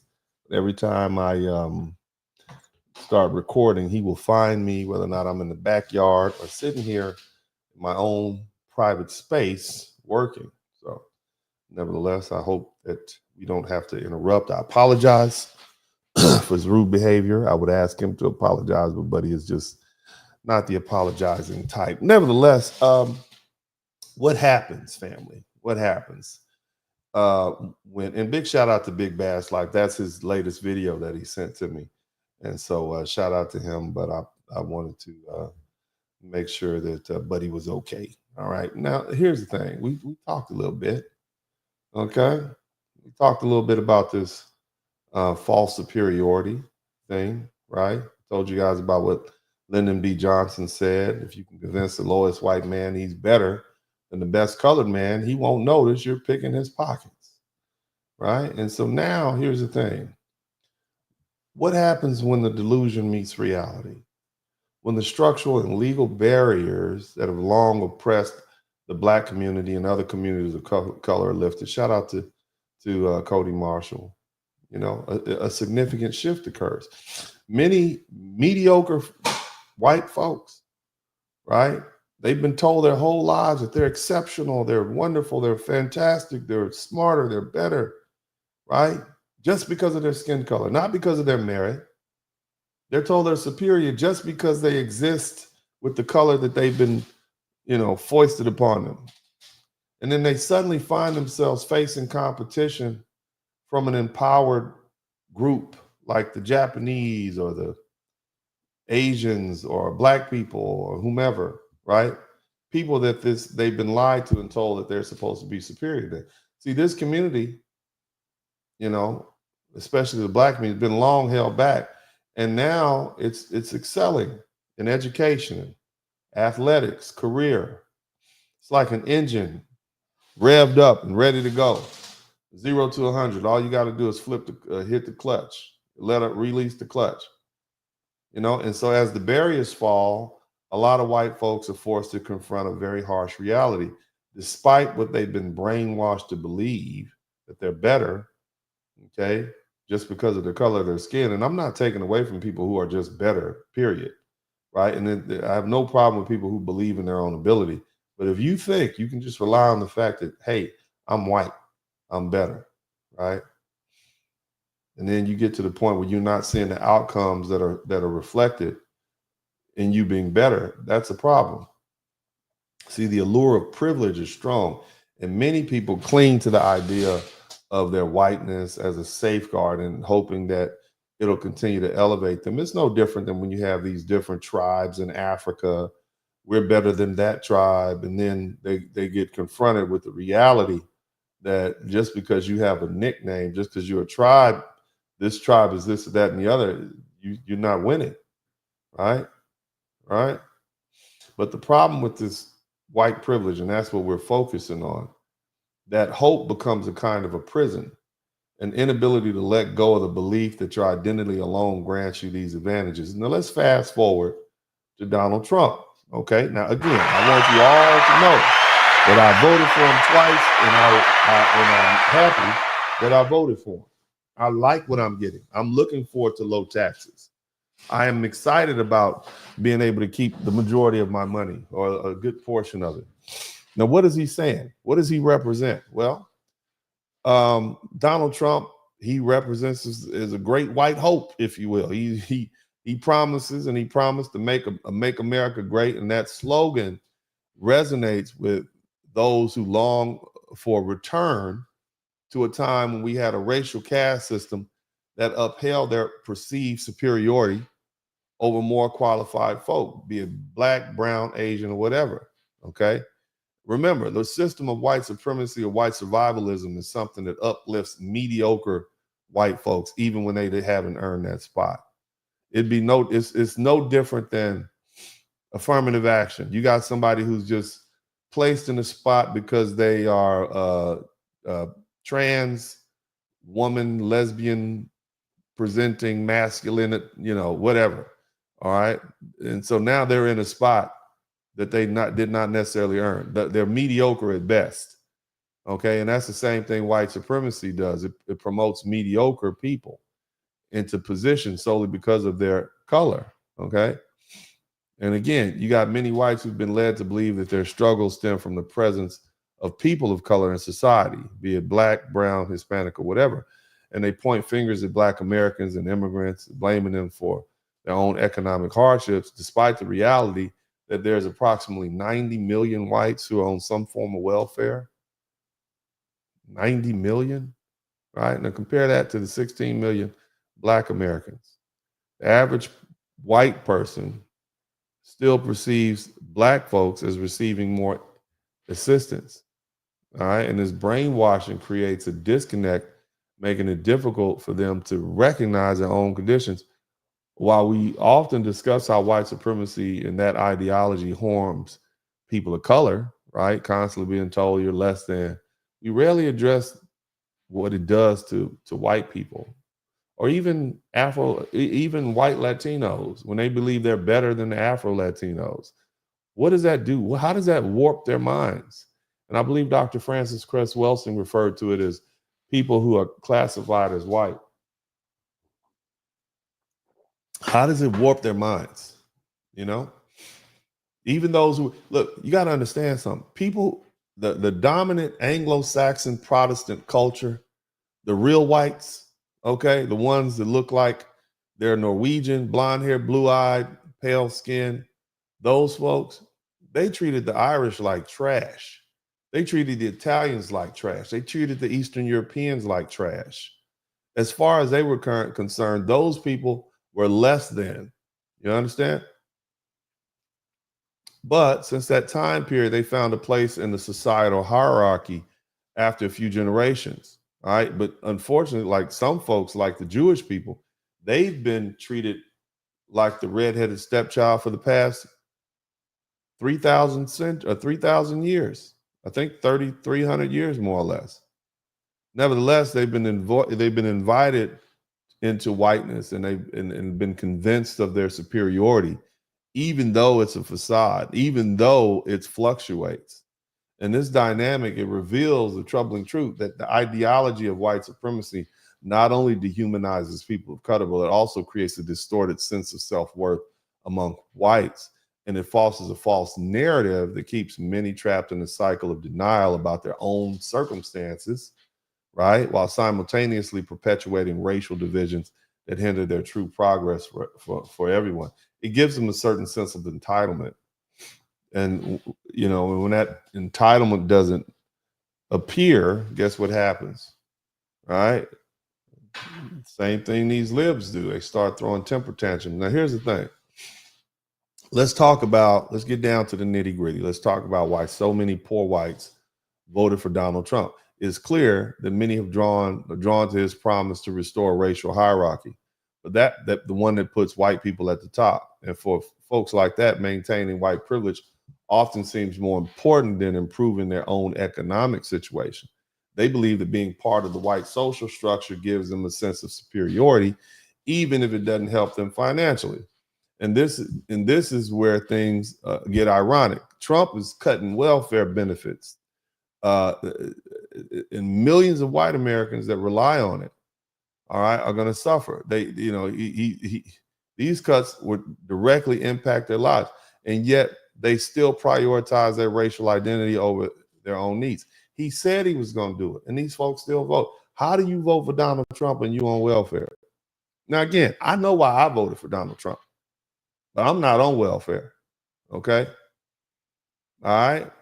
I remember once, I think I was on welfare for a week. I got some food stamps or something like that back after Hurricane Katrina. I lost my house, my job. They gave me, the Red Cross showed up. Hey, yeah, apply for this. I'm like, man, I'm not about to fool with that. So I think I applied. They gave me like $100, and I'm like, I don't even want to use that stuff in the store. You know, I'm not knocking people who have to use it, but I'd rather work, you know? So that was my one time that I've used it. Now, I might have been the recipient of a few food stamps back in the 80s because, you know, grandma used to use some crackheads in the community. And the crackheads would come through and be like, look, you know, we'll give you $50 and you give me $100 worth of food stamps. I'm just saying that wasn't my fault. I was a kid. Okay. All right. But nevertheless, these people are being cut. Their food stamps are being cut. How do you vote for Donald Trump? He told you what he was going to do. You prioritize your racial identity over your own needs. You see? They seem to think that keeping white privilege is more important than lifting themselves out of poverty or eating or even having a safety net. All right. See, the mass deportation of these Latinos also plays a significant role in this dynamic. Look, let me tell you, watching them, watching these hardworking immigrants being sent away, these brown immigrants, it reinforces the illusion of white supremacy. Okay. That's why y'all felt a certain kind of way when you saw me up there saying, and I know the white people, I want you white people to look now, I'm talking to y'all. You felt a certain kind of way when I said, yeah, we got to send these Canadians home. And then you saw that white man and that white woman, but they worked, so you were in your mind making every excuse you possibly could. But he worked for it. He's paying his taxes. He was a Vietnam War veteran. Gotta go. Mexicans that can say the same thing. You got to get up out of here. All y'all got to go. Doesn't feel the same. Okay, I'm just trying to help you understand. That's why I played that, and that's why I was so cruel with it. Okay, but see, many of the whites, my white folks, you actually have a sense of comfort knowing that despite your own struggles, you remain in a position of perceived privilege just because of your race. And this allows you to cling to the belief that you're better than those who are being deported, even if you're living in poverty yourself. You out there in the trailer park and you see this Hispanic dude or whomever with a nice house and a nice family, and they wrapping him up and putting him in the back of the van, and you take solaces at, and yet you got roaches in your kitchen, beer cans everywhere, and a dog, a broke down car out in the street, and the dog scratching his balls on your front porch at the trailer park, right? Cigarette butts everywhere. But you got your Trump flag up, you see? And so, you know, it's baffling how this way of thinking doesn't make any logical sense. Okay. The desire to maintain social order that favors whites, it clouds their judgment about what was truly in their best interest. They're willing to support policies that ultimately hurt them just to feel superior to others. And this mindset is not just harmful, it's damaging to society as a whole. It keeps people divided. It prevents real progress. And when you prioritize racial hierarchy over your own well-being, you lose you lose sight of what matters, improving your life and the lives of the people around you. And it's time that you begin to recognize, because we see it, and I think y'all seeing it too. Now I'm gonna run this back. Let me see if I can play this again. Somebody type gold card in the chat room. Donald Trump does not like you poor whites. I want y'all to understand how little he likes the poor whites. Listen to this. Check this out. Green card privileges. We're going to be selling a gold card. You have a green card. This is a gold card.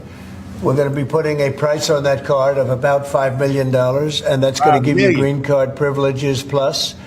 It's going to be a route to citizenship, and wealthy people will be coming into our country by buying. It's going to be the VIP route to citizenship. You say that you got 5 million, we'll put you in the front of the line. Come on in here. You got VIP bottle service, everything. Come on in. Don't worry about nothing. You just put that 5 million up. This card, they'll be wealthy, and they'll be successful, and they'll be spending a lot of money and paying a lot of taxes and employing a lot of people. Mm-hmm. And we think it's going to be extremely successful. Ooh-wee. You see that? You don't give a hot rat's butt about you folks. All you poor white people out there. Look, in case it wasn't already obvious, Donald Trump does not give a hot cat's butt. Sorry, no offense to any cats. He doesn't give a crap about poor people, poor whites, or anything. If you need further proof, let's talk about that latest transactional scheme right there. And again, I voted for Donald Trump. I'm cool with it. Don't bother me at all, okay? But again, he's pushing something called a gold card, which is going to allow foreign citizens essentially to buy U.S. residency for a hefty price of $5 million. In return, because see, if they can afford to just drop $5 million, guess what that means? They got plenty. You know what I mean? These are billionaires we talking about. In return, guess what? These ultra wealthy newcomers are going to get the same privileges as a green card holder gets. The idea, right, is to attract rich, successful people to the U.S. so they can pay taxes, build houses, and spend money and start business. Sounds great, right? Except here's the problem. What is it going to do to the cost of living? When these folks flood the market with wealthy people, what's going to happen in places like Miami? It's already expensive. New York, Los Angeles, San Francisco. When these folk come in and buy up all the real estate, Houston, Austin, Dallas. What's going to happen to the housing market? What's going to happen with rent? It's already outrageous. A simple dinner at a restaurant. Suddenly it's going to be out of the reach of the average person. What happens when the cost of living soars? Poor and middle class Americans become a permanent underclass. It doesn't matter if you're white, black, Hispanic, or anything. If you don't have millions, you're getting priced out. But don't worry, Trump, he's made sure he's going to take care of his rich associates all across America, right? America first, right? Right? Except for you poor Americans. I mean, you see what he's doing. He don't give a damn. He already alienated Mexico, Canada. I don't care. He strained his relationships with European allies. I don't care. And now instead of focusing on you poor Americans, He's opening the door for billionaires and multimillionaires to buy their way in. Guess what? These rich people aren't coming here to contribute to society. They're coming here to do exactly what America's wealthy have already done. That's hoard wealth, exploit tax loopholes, and push the burden onto the working class. Look, wealthy in the U.S., people who are already, they already don't pay their fair share of taxes. The poor and the middle Americans, they overpay compared to their income. And now, thanks to this gold card idea, we're going to be importing more rich people from Saudi Arabia and everywhere else. And they're going to drive up the cost, and they're going to avoid taxes. And if all goes to hell in a handbasket, they're going to slide out and go back home, and leaving the regular folks doing what? Struggling to catch up. Yes, I understand. Some countries sell citizenship, but the difference is they use those funds to support the infrastructure and social programs and struggling immigrants. Meanwhile, here in America, we're just going to make it easier for rich people to buy their way in and make life harder for everyone else.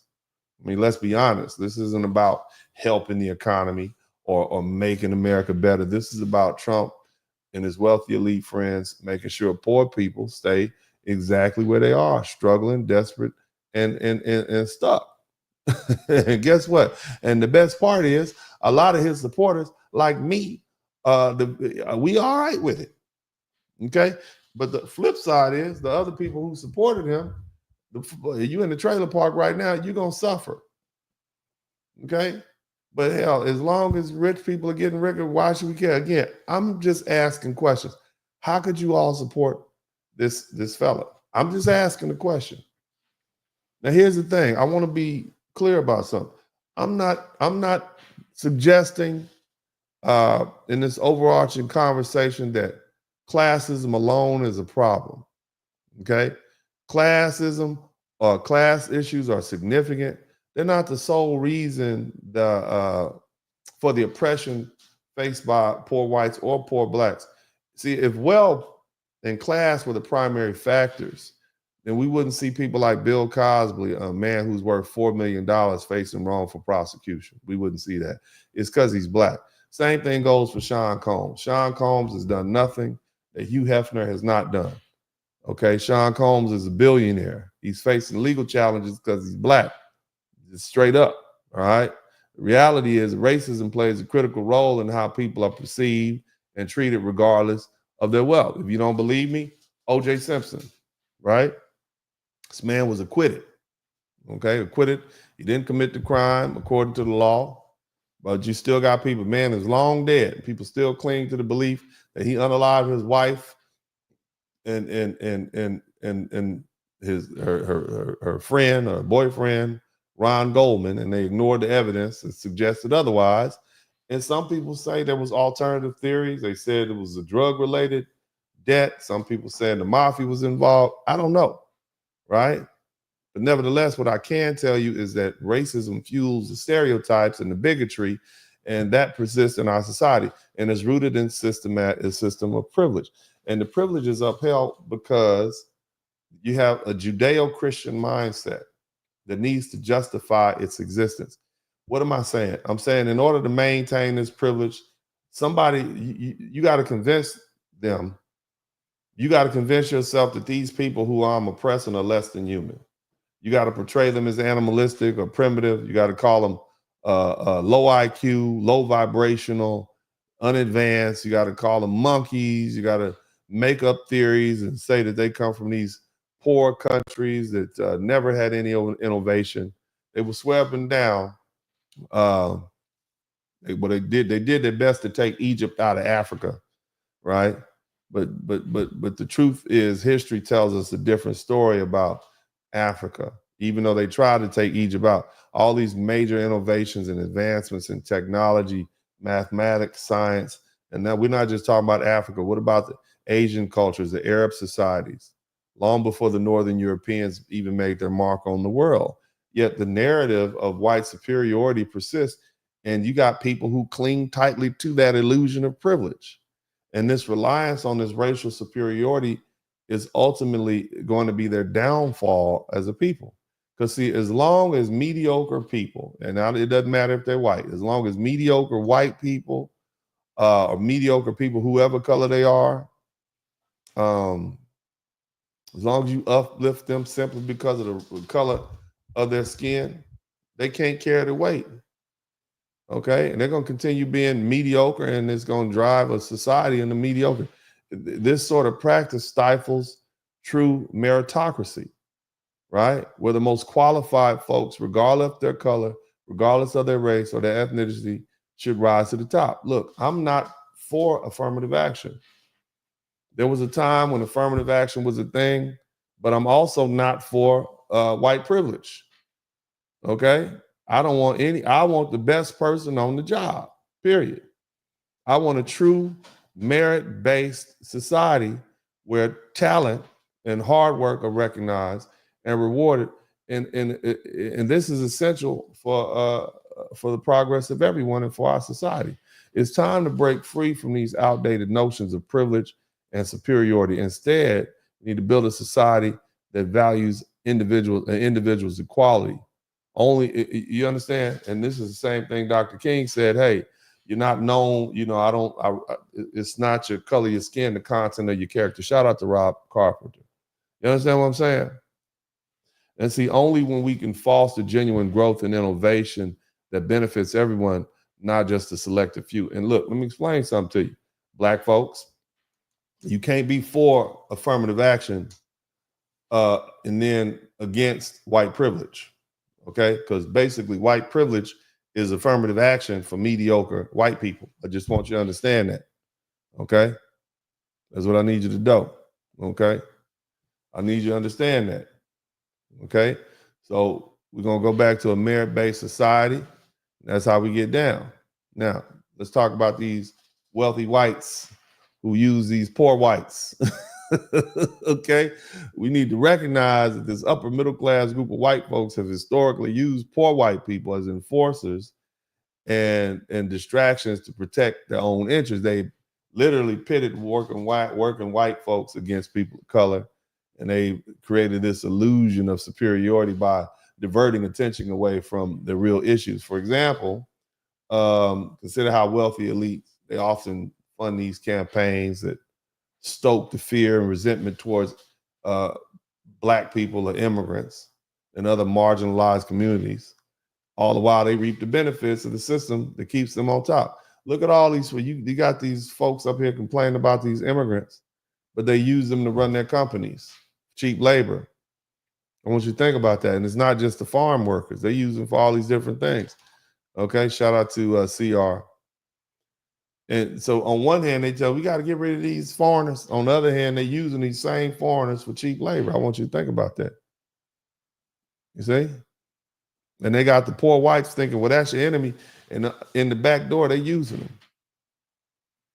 And so this illusion of white privilege is carefully constructed. It's a facade supported by a system of laws that disproportionately favor white folks.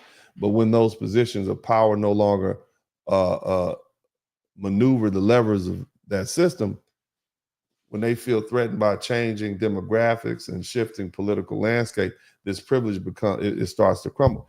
It becomes exceedingly difficult. Did I say shout out to CR? It becomes exceedingly difficult to enforce any sort of privilege when you're a racial minority and you lack the cooperation of the majority. Okay? And this is precisely why maintaining an overwhelming white majority here in this country, in the UK, and all these other countries that are so-called making a right-wing turn, because even in Germany, they've elected a right-wing minority party. Trump is considered right-wing. He's really more of a nationalist, and he's doing the things that will decrease the population, if not scare the bejesus out of folks so that they don't feel free. And that in itself gives folks a certain feel of privilege, okay? But we see this play out, and there's a fervent opposition to changing the laws that promote equality and inclusion. And, we see it happening, right? It's a relentless effort to deport immigrants, whether they be Hispanic, Asian, or Black, right? You don't see so much with the whites because that's not the priority, okay? And the truth is, the fight against racial justice and equality is not just about preserving white privilege. It's about maintaining a system that allows the wealthy to thrive while poor whites are left believing that they're superior, all the while being used as pawns in a game that ultimately serves the interests of the elite. It's time to take a look at this. Now, again, I voted for Trump. I'm 100% all the way with what he's doing, but I have a direct benefit from it. Most of you all don't even pay enough taxes for it to even matter. I do. You see, I'm a small business owner. I work for myself. I'm a professional. So I understand why I did it. I just don't understand why you all did it. But the truth is, I do understand why you all did it, because, you know, you wanted to be just like the Latinos want to be adjacent white.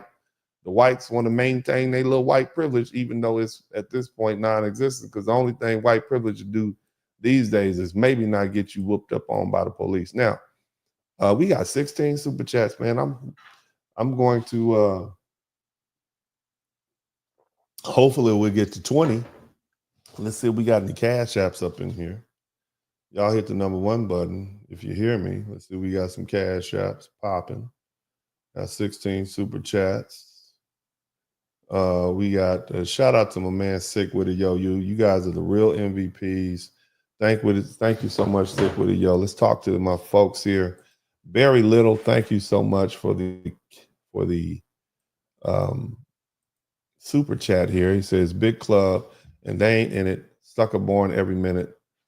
Chump Seat, thank you so much, fam. Father of many nations, living in South Carolina. We had Reagan free lunch and had catfish, crabs, and shrimp to eat every day. Now, now we all make 6 figures. Lord done blessed us. Thank you, Uncle D. See you at the Black Manosphere. Man, I'm be chilling, man. What you I ain't gonna be at the Black Man. Where is that at this year? Where's the Black Manosphere this year? I probably won't be there. But shout out to everybody in the Black Manosphere. Quantum Solace, not my fault that they cannot prosper in a system catered toward their likeness.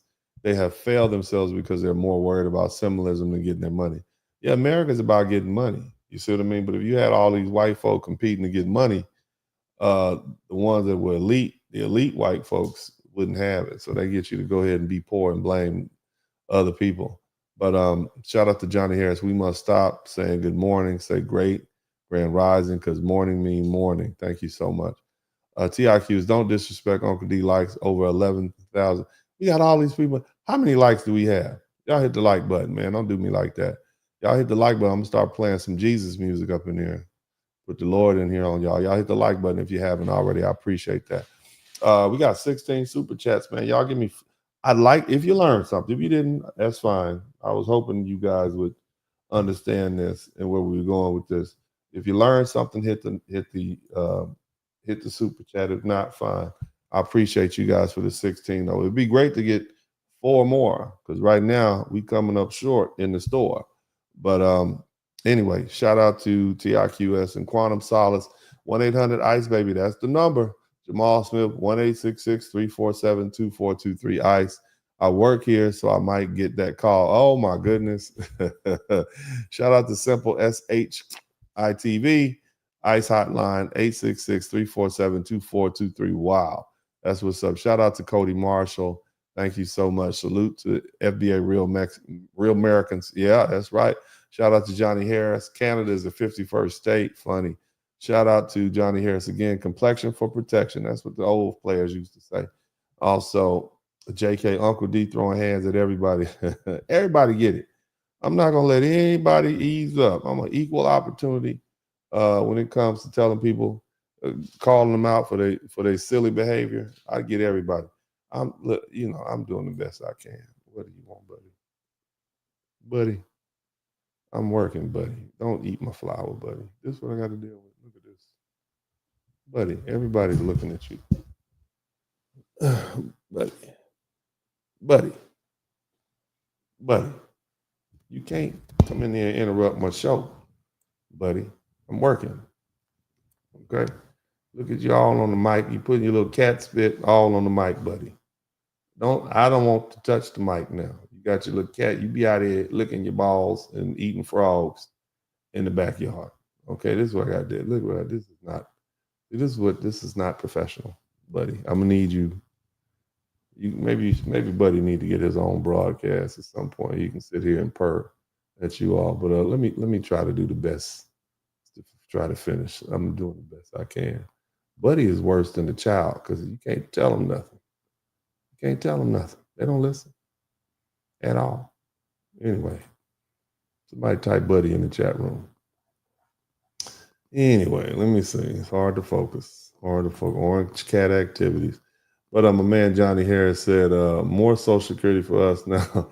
All y'all out of here. Thank you so much. Buddy, the orange cat. Yeah, he is very much orange. Look at Buddy.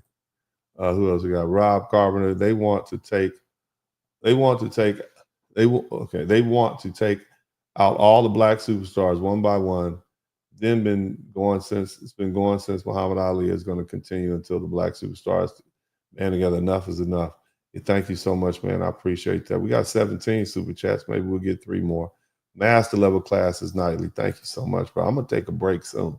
Also, Leslie, I ain't learned that Nathan now hit these N-words with the church music. I'm not gonna do that, man. I'm not gonna hit it with the church music. But one day I am gonna hit you. I remember when I used to play that Under the Blood. Remember that Jamaican church song?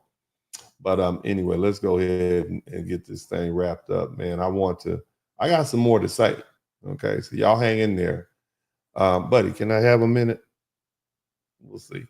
Either way, look, I want you poor white people to listen. I know it's been hard to hear. You probably heard this before, right? I know you poor whites have heard it before. There is no white privilege. Yes, there is.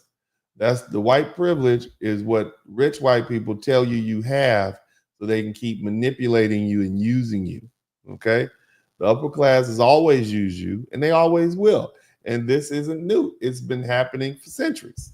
From the time you all were in the British Isles to the American South, the wealthy have kept you fighting battles that were never yours, okay? Distracting you from whatever, with these so-called racial superiority, okay? Telling you you're superior while they pick your pockets and build their empires, okay? And the question is, how does the upper class always have, how the upper class has always used you is simple. Let's look at in Europe. You were cannon fodder. You know, the nobility in England and Scotland and Ireland, they saw you as disposable. You were peasants, you were tenant farmers, and you were indentured servants. They used you to fight the wars and work the land, and you bled for the kings who didn't even know your names. While the shout out to Yaya kids, while the aristocrats lived in luxury, you barely survived. And yet they convinced you that at least you were better than the serfs or the foreigners. Sound familiar? Right? And on occasion, when your daughter was getting married, they exercised their rights of prima nocta, which means that the elite aristocrats and the elites could come and have sex with your daughter on her wedding night before her husband got to her, or your wife. You see what I mean? That's what they did to you. Now, what about in America? You were the enforcers of the system that screwed you. Southern plantation elite owned the land and the wealth and the power, while the poor whites, they lived in poverty, just slightly better than the slaves. And some would argue at least the slaves had food to eat. Whites didn't have anything. Okay, but instead of uniting with the enslaved whites and demand land and fair wages, the poor whites were taught to police them. Instead, you acted as overseers and slave catchers, and later on as enforcers and Jim Crow laws. And some of y'all are the police right now. You did the dirty work while the rich white families sat there in the mansions. That's what happened. And what about during the Civil War? Most white, it was only 100 families in the South that owned more than 100 slaves. And yet poor white boys from Ireland and all these other places were dragged out of New York after y'all escaped from Ireland and all these different places because of famine. They put you in the front lines of the Civil War to go help fight Southern whites for slaves that you had nothing to do with? And what about after the Civil War? You were right out there in the field with the slaves. There's a lot of white folks that grew up picking cotton, sharecropping. You guys didn't know that. It was white people that sharecropped. And you work for slaves. This is after the Civil War. You work in the coal mines. They got a disease called black coal disease, a black lung disease. They work in the textile mills. They work in the steel factories. The Rockefellers, the Carnegies, the Vanderbilts, they made fortunes while they had these poor whites working 16-hour shifts, unsafe factories, living in a company-owned shack and drowning in debt. But they told you, well, you're better than the blacks because you can join the union and we wouldn't give them a job. Are you really? Because as soon as you tried to strike for better wages, they hired the scabs of the blacks to come in. And if not, they also hired thugs to come bust it up. Sometimes your own people crush you. They use these political games to keep you poor whites distracted. Every election, some wealthy politicians throw you a few culture war crumbs, talking about race, immigration, religion, while gutting all these programs that could help you. Unions, healthcare, fair wages. They convince you poor whites all the time that black people are to blame, immigrants are to blame, the government, while you got these rich folks that laugh at you as they ship their money offshore, ship your jobs offshore, and buy politicians. You've been voting for the same rich folk to sell your towns to corporations and slash your social programs. And you cheer for them because you wave a flag and they say they'll protect your values. You believe them. Let me tell you something, white folks. White privilege is not going to save you from that trailer park. All you need to do is get sick one time and your whole savings are gone. And you know that. You've been given the illusion of superiority to black people, but you're not. Look around. Your towns are dying. Your wages are stagnant. Your health care is bankrupting. And Donald Trump is going to give a gold card to a bunch of millionaires and billionaires to come to this country to drive up the cost of living.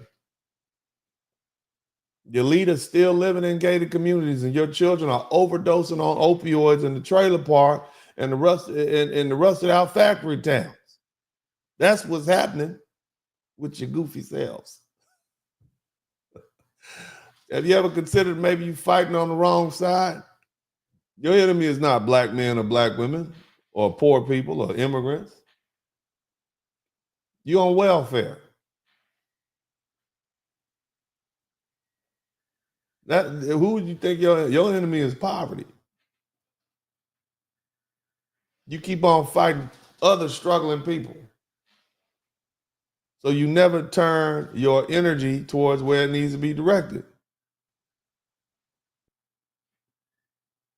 Stop falling for the same lies that have kept our ancestors poor for centuries.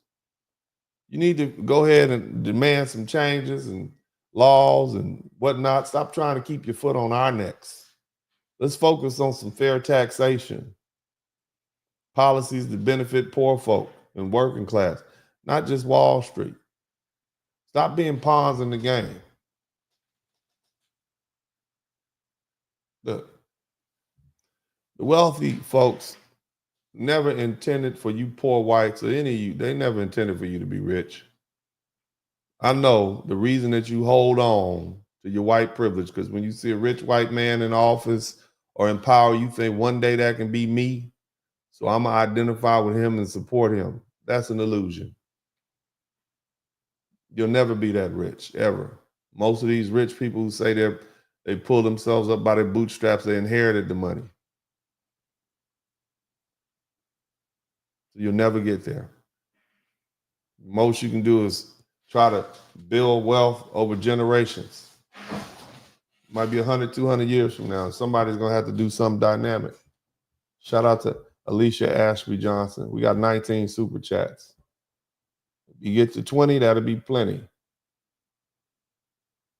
See, you white folks need to understand that these rich white folks, they needed you to be angry at the wrong people. They use you over and over again. And they throw you away when they no longer find you useful. Don't you think it's time for you folks to stop being foot soldiers? Start fighting for yourselves? See, the real class war isn't black and white, it's rich and poor. And I'm not saying race doesn't play a part in it. The problem is they're winning because you won't see it. And you all need to wake up. Nevertheless, I want to thank everybody for coming through. Shout out to everybody who came through. I hope y'all appreciate my time here. I spent a lot of time working on this. I wanted to let this thing flow through. I want to give a big shout out to all the beautiful people here. If you guys enjoy my broadcast, make sure you come back. More importantly, make sure you subscribe to the channel. I appreciate that if you always subscribe to the channel. And that being the case, this is Uncle D. And as I always say, on behalf of me and Buddy, somebody type Buddy in the chat room. On behalf of Buddy and I'd like to say good night to you all. And this is Uncle D, and I am out. Dennis Sperling. In the city where the lights don't sleep, Uncle D got the vibe so deep. Representing men strong and free. Dennis Sperling is the king of the spree. In the streets where the rhythm flows, black men rising, that's how it goes. Uncle D got the truth to show. In his heart, that's where the fire glows.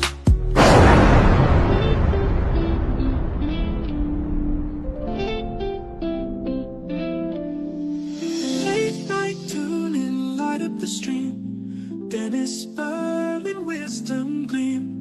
Voices whisper truth and insight. In his podcast, feel the light. Harmony in every word.